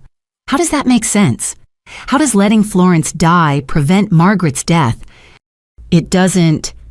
Mom admitted the words, seeming to surprise her. "Nothing makes sense anymore. We built our whole lives on being the perfect family, the ones without problems or weaknesses or genetic curses. And now you're the family who nearly killed their daughter through neglect." I finished. The ones whose dysfunction made headlines. The cautionary tale about valuing image over truth. Dad's phone rang, his office tone sharp. Whatever he heard made his face darken further. When he hung up, he looked older, smaller, defeated in ways corporate battles had never achieved. "That was my managing partner. I'm being placed on administrative leave pending investigation into the insurance fraud allegations." He turned to Mom with hollow eyes. "We've lost everything." "No," I corrected firmly. "You lost me. Everything else is just consequences." They left differently than they'd arrived. Mom shuffled like a broken doll, Dad's commanding presence reduced to middle-aged uncertainty. In the doorway, Mom turned back, something desperate in her expression. "Do you hate us?" The question deserved honesty. "I hate what you did. I hate that you chose comfortable lies over uncomfortable truths. I hate that I nearly died because you couldn't face reality. But hate takes energy I need for healing. So no, I don't hate you. I nothing you, which might be worse." They left without another word, their footsteps echoing in the hallway like funeral drums. Jennifer immediately began making notes, preparing for whatever legal escalation might follow. Tyler slumped against the wall, emotionally exhausted by the confrontation he'd witnessed. "They finally admitted it," Jessica observed quietly. In their own broken way, they acknowledged what happened. "Too little, too late," I replied, touching my scar reflexively. "But at least it's on record now. They can't claim ignorance or misunderstanding. They know what they did." The apartment felt lighter somehow, as if their presence had carried physical weight that dissipated with their departure. Outside, life continued indifferent to family drama and medical neglect. But inside our small sanctuary, something had shifted. "The prosecutor wants to meet Monday," Jennifer reminded us. "This confrontation strengthens the case considerably. Their admissions, their threats, the obvious lack of remorse. It's textbook evidence." "Will they really go to prison?" Tyler asked, vulnerability creeping through his protective facade. "Possibly, probably. Does that change your position?" He thought carefully, then shook his head. "They made their choices every day for 2 months. Now they face consequences. That's justice, not revenge." As afternoon faded to evening, messages poured in from unexpected sources. Former family friends expressing shock and support, Mom's charity board members offering assistance, Dad's colleagues questioning how they'd missed the signs. The perfect family image had shattered so completely that people were reevaluating everything they thought they knew about the Mitchells. "You know what's strange?" I said as Jessica prepared my evening medications. "I feel free. For the first time in my life, I feel completely free." "Because you're not maintaining their lie anymore," Tyler suggested. "We spent our whole lives protecting their image. Now it's destroyed and we're still here, still breathing, still family, just different." "Better," I corrected. "Honest family, chosen family, the kind that shows up for surgery and recovery, not just photo opportunities." The article had done its work exposing truth to daylight where it couldn't be denied or diminished. Tomorrow would bring new challenges: radiation planning, legal meetings, the ongoing work of building a life apart from those who'd nearly ended it. But tonight was for processing the confrontation we'd all known was coming. They'd arrived in fury and left in defeat, denial finally cracking under the weight of published truth. The daughter they'd tried to silence had found her voice despite damaged vocal cords. The family they'd tried to perfect had found strength in accepting imperfection. The scar across my throat would fade but never disappear, a permanent reminder of the price of denial and the power of truth. I'd wear it proudly, evidence of survival against those who preferred comfortable lies to uncomfortable realities. Justice was coming, whether through courts or natural consequences. But healing had already begun, supported by chosen family who valued life over image, truth over comfort, love over conditions. That was more than enough. That was everything. 6 months later, I stood in Morrison Gallery adjusting the final photograph in my exhibition. Hidden Truths. A journey through medical neglect would open in 2 hours, the culmination of recovery, reflection, and reclaiming my artistic voice. The central image, a self-portrait taken 3 days after surgery, scar raw and dramatic across my throat, commanded the main wall. "It's powerful," Diana observed, stepping back to assess the complete installation. "Uncomfortable in all the right ways. People need to see this to understand how family denial can become deadly." My voice, though, permanently changed to a deeper register, carried clearly through the space. The vocal cord damage had altered my sound, but not my ability to speak truth. If anything, the raspiness added gravitas to words that might have been dismissed from a lighter throat. 20 minutes until the preview, Jessica announced, emerging from the back office where she'd been coordinating catering. "Tyler just texted. He's on his way with grandmother Eleanor." The past 6 months had transformed all of us. Tyler had grown into his role as protective brother, balancing football with family advocacy. Jessica had graduated nursing school with honors, her experience managing my recovery, inspiring specialization in patient advocacy. And I'd undergone radiation therapy, multiple follow-ups, and the slow work of building an independent life. The legal proceedings had moved with grinding inevitability. Mom and Dad pled guilty to reduced charges, misdemeanor child endangerment rather than felony medical neglect. The plea bargain included 2 years probation, mandatory counseling, and substantial fines. No prison time, but their reputations were thoroughly destroyed, their comfortable suburban life dismantled by their own choices. Any word from them? Diana asked carefully, knowing the exhibition invitation I'd sent against everyone's advice. "Nothing. Tyler says Mom's been in intensive therapy, actually doing the work. Dad, less so. He's still convinced everyone else is wrong." Dr. Montgomery had lost his medical license, his convenient diagnoses for wealthy friends finally catching up. The investigation revealed 17 other cases of falsified reports, a pattern of enabling parental neglect for social connections. He faced separate criminal charges, his golf club membership, poor compensation for professional destruction. The gallery began filling with early arrivals. Thomas Bradley appeared first, clutching a signed copy of the memoir I'd begun writing. The bookstore had already pre-ordered dozens of copies supporting my literary endeavors as enthusiastically as my photographic ones. "Florence, you look radiant," he said warmly, and I knew he meant it. The gaunt, dying girl who'd collapsed in his store had been replaced by someone stronger, scarred, but vibrant. Dr. Kumar arrived next, her presence always making me stand straighter. She'd saved my life with skilled hands and honest words, never sugarcoating the journey ahead. The cancer remained in remission, quarterly scans showing clear results, though we both knew papillary carcinoma could return years later.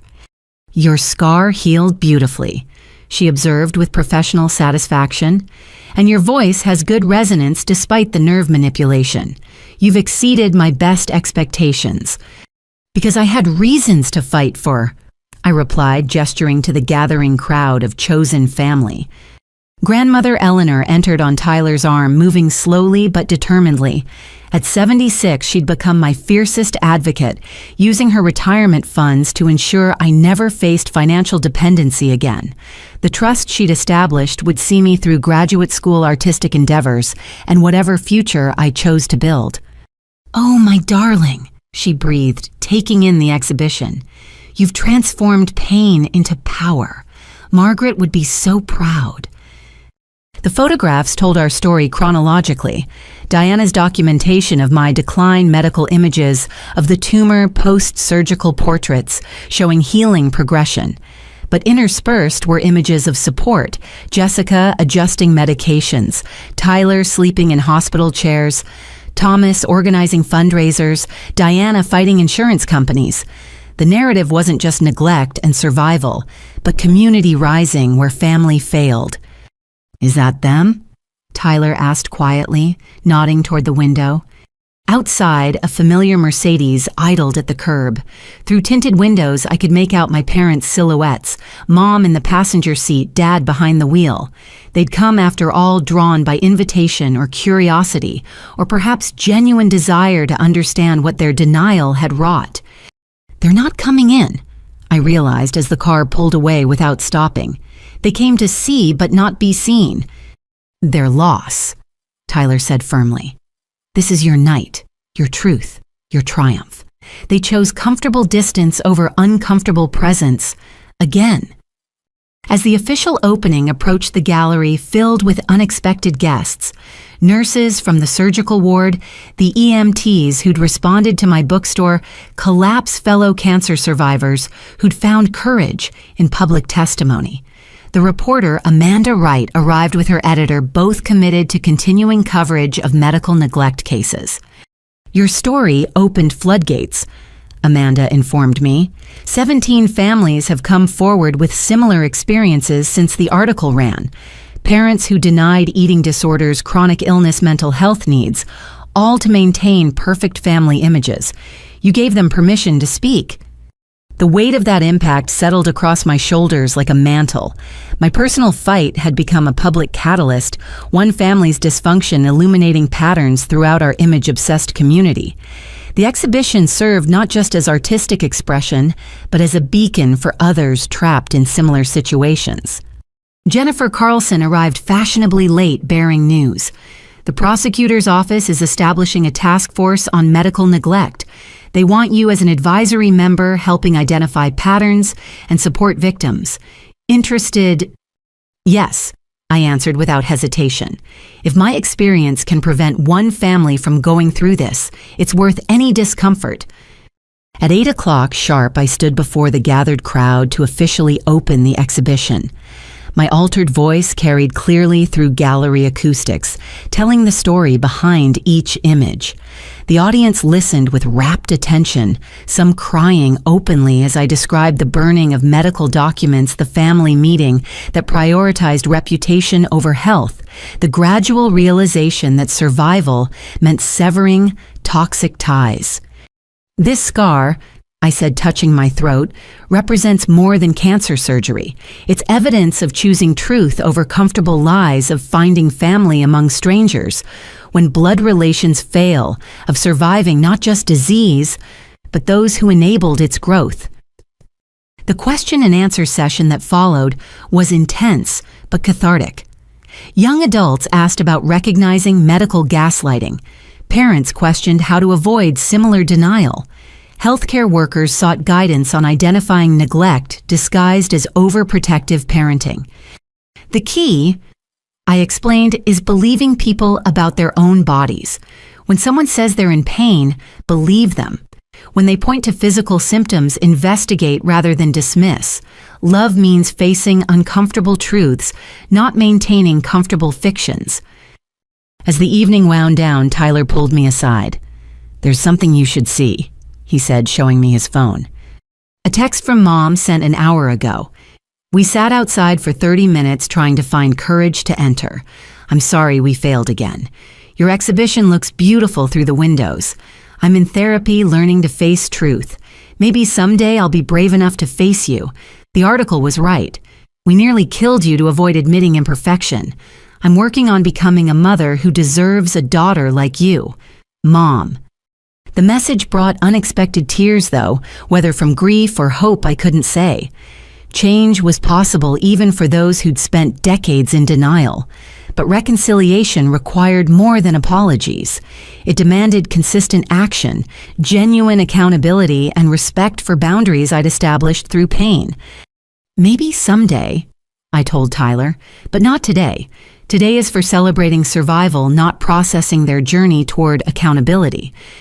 The exhibition officially closed at 10, but conversations continued on the gallery steps. Support groups were forming, contact information exchanged, community building around shared experience of medical neglect. My personal tragedy had become collective action, isolated suffering, transformed into connected advocacy. Dr. Hayes appeared as we were leaving, pressing an envelope into my hands. "Your degree," she said simply. "The committee unanimously approved graduation with highest honors. Your thesis on art as medical documentation was groundbreaking." I clutched the diploma, this tangible evidence of achieving what nearly died with me. Despite cancer surgery, radiation, and family estrangement, I'd completed my education. The photography degree felt heavier than paper, weighted with everything survived to earn it. "What's next?" Jessica asked as we walked toward her car, my new apartment just blocks away. "Healing," I answered honestly. "Continued healing. The memoir advocacy work may be graduate school, building a life authentic enough to honor what almost killed me." "And your parents?" "They made their choices. Now they live with consequences while I live with freedom. If therapy genuinely changes them, maybe we'll find a path forward. But I won't sacrifice my truth for their comfort ever again."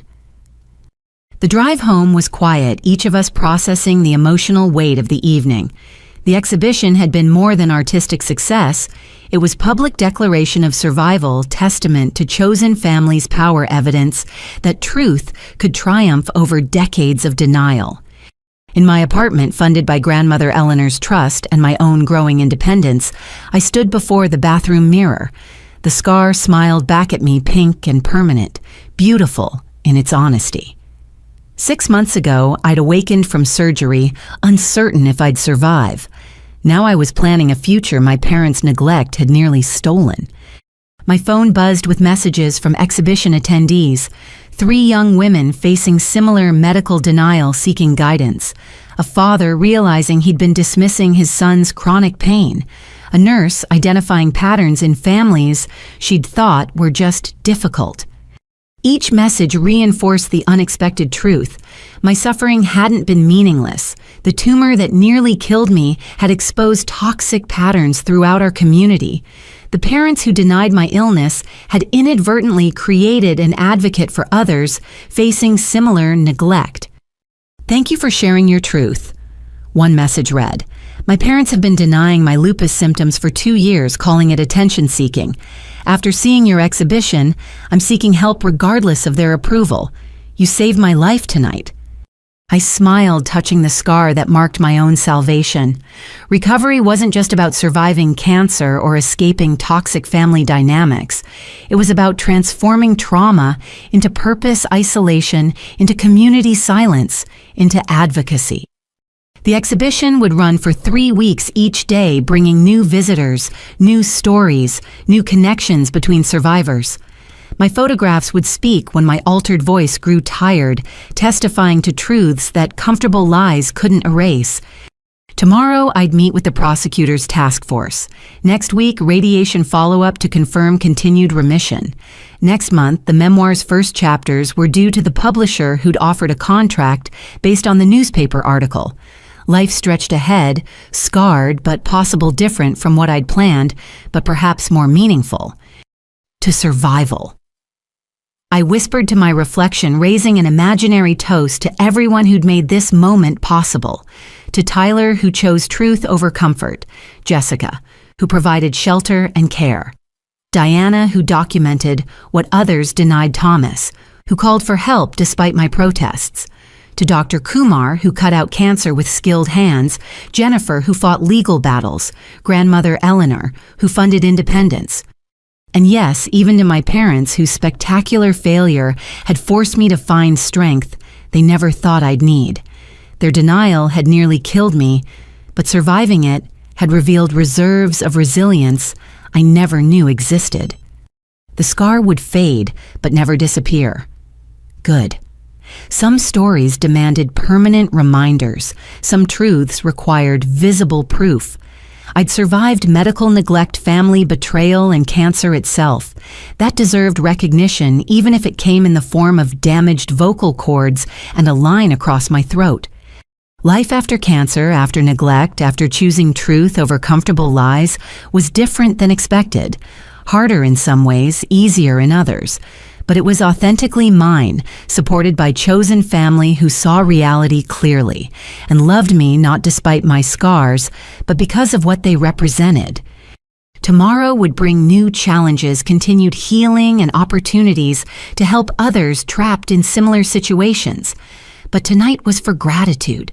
To be alive, to be free, to be surrounded by people who'd fought for my survival when those who should have didn't.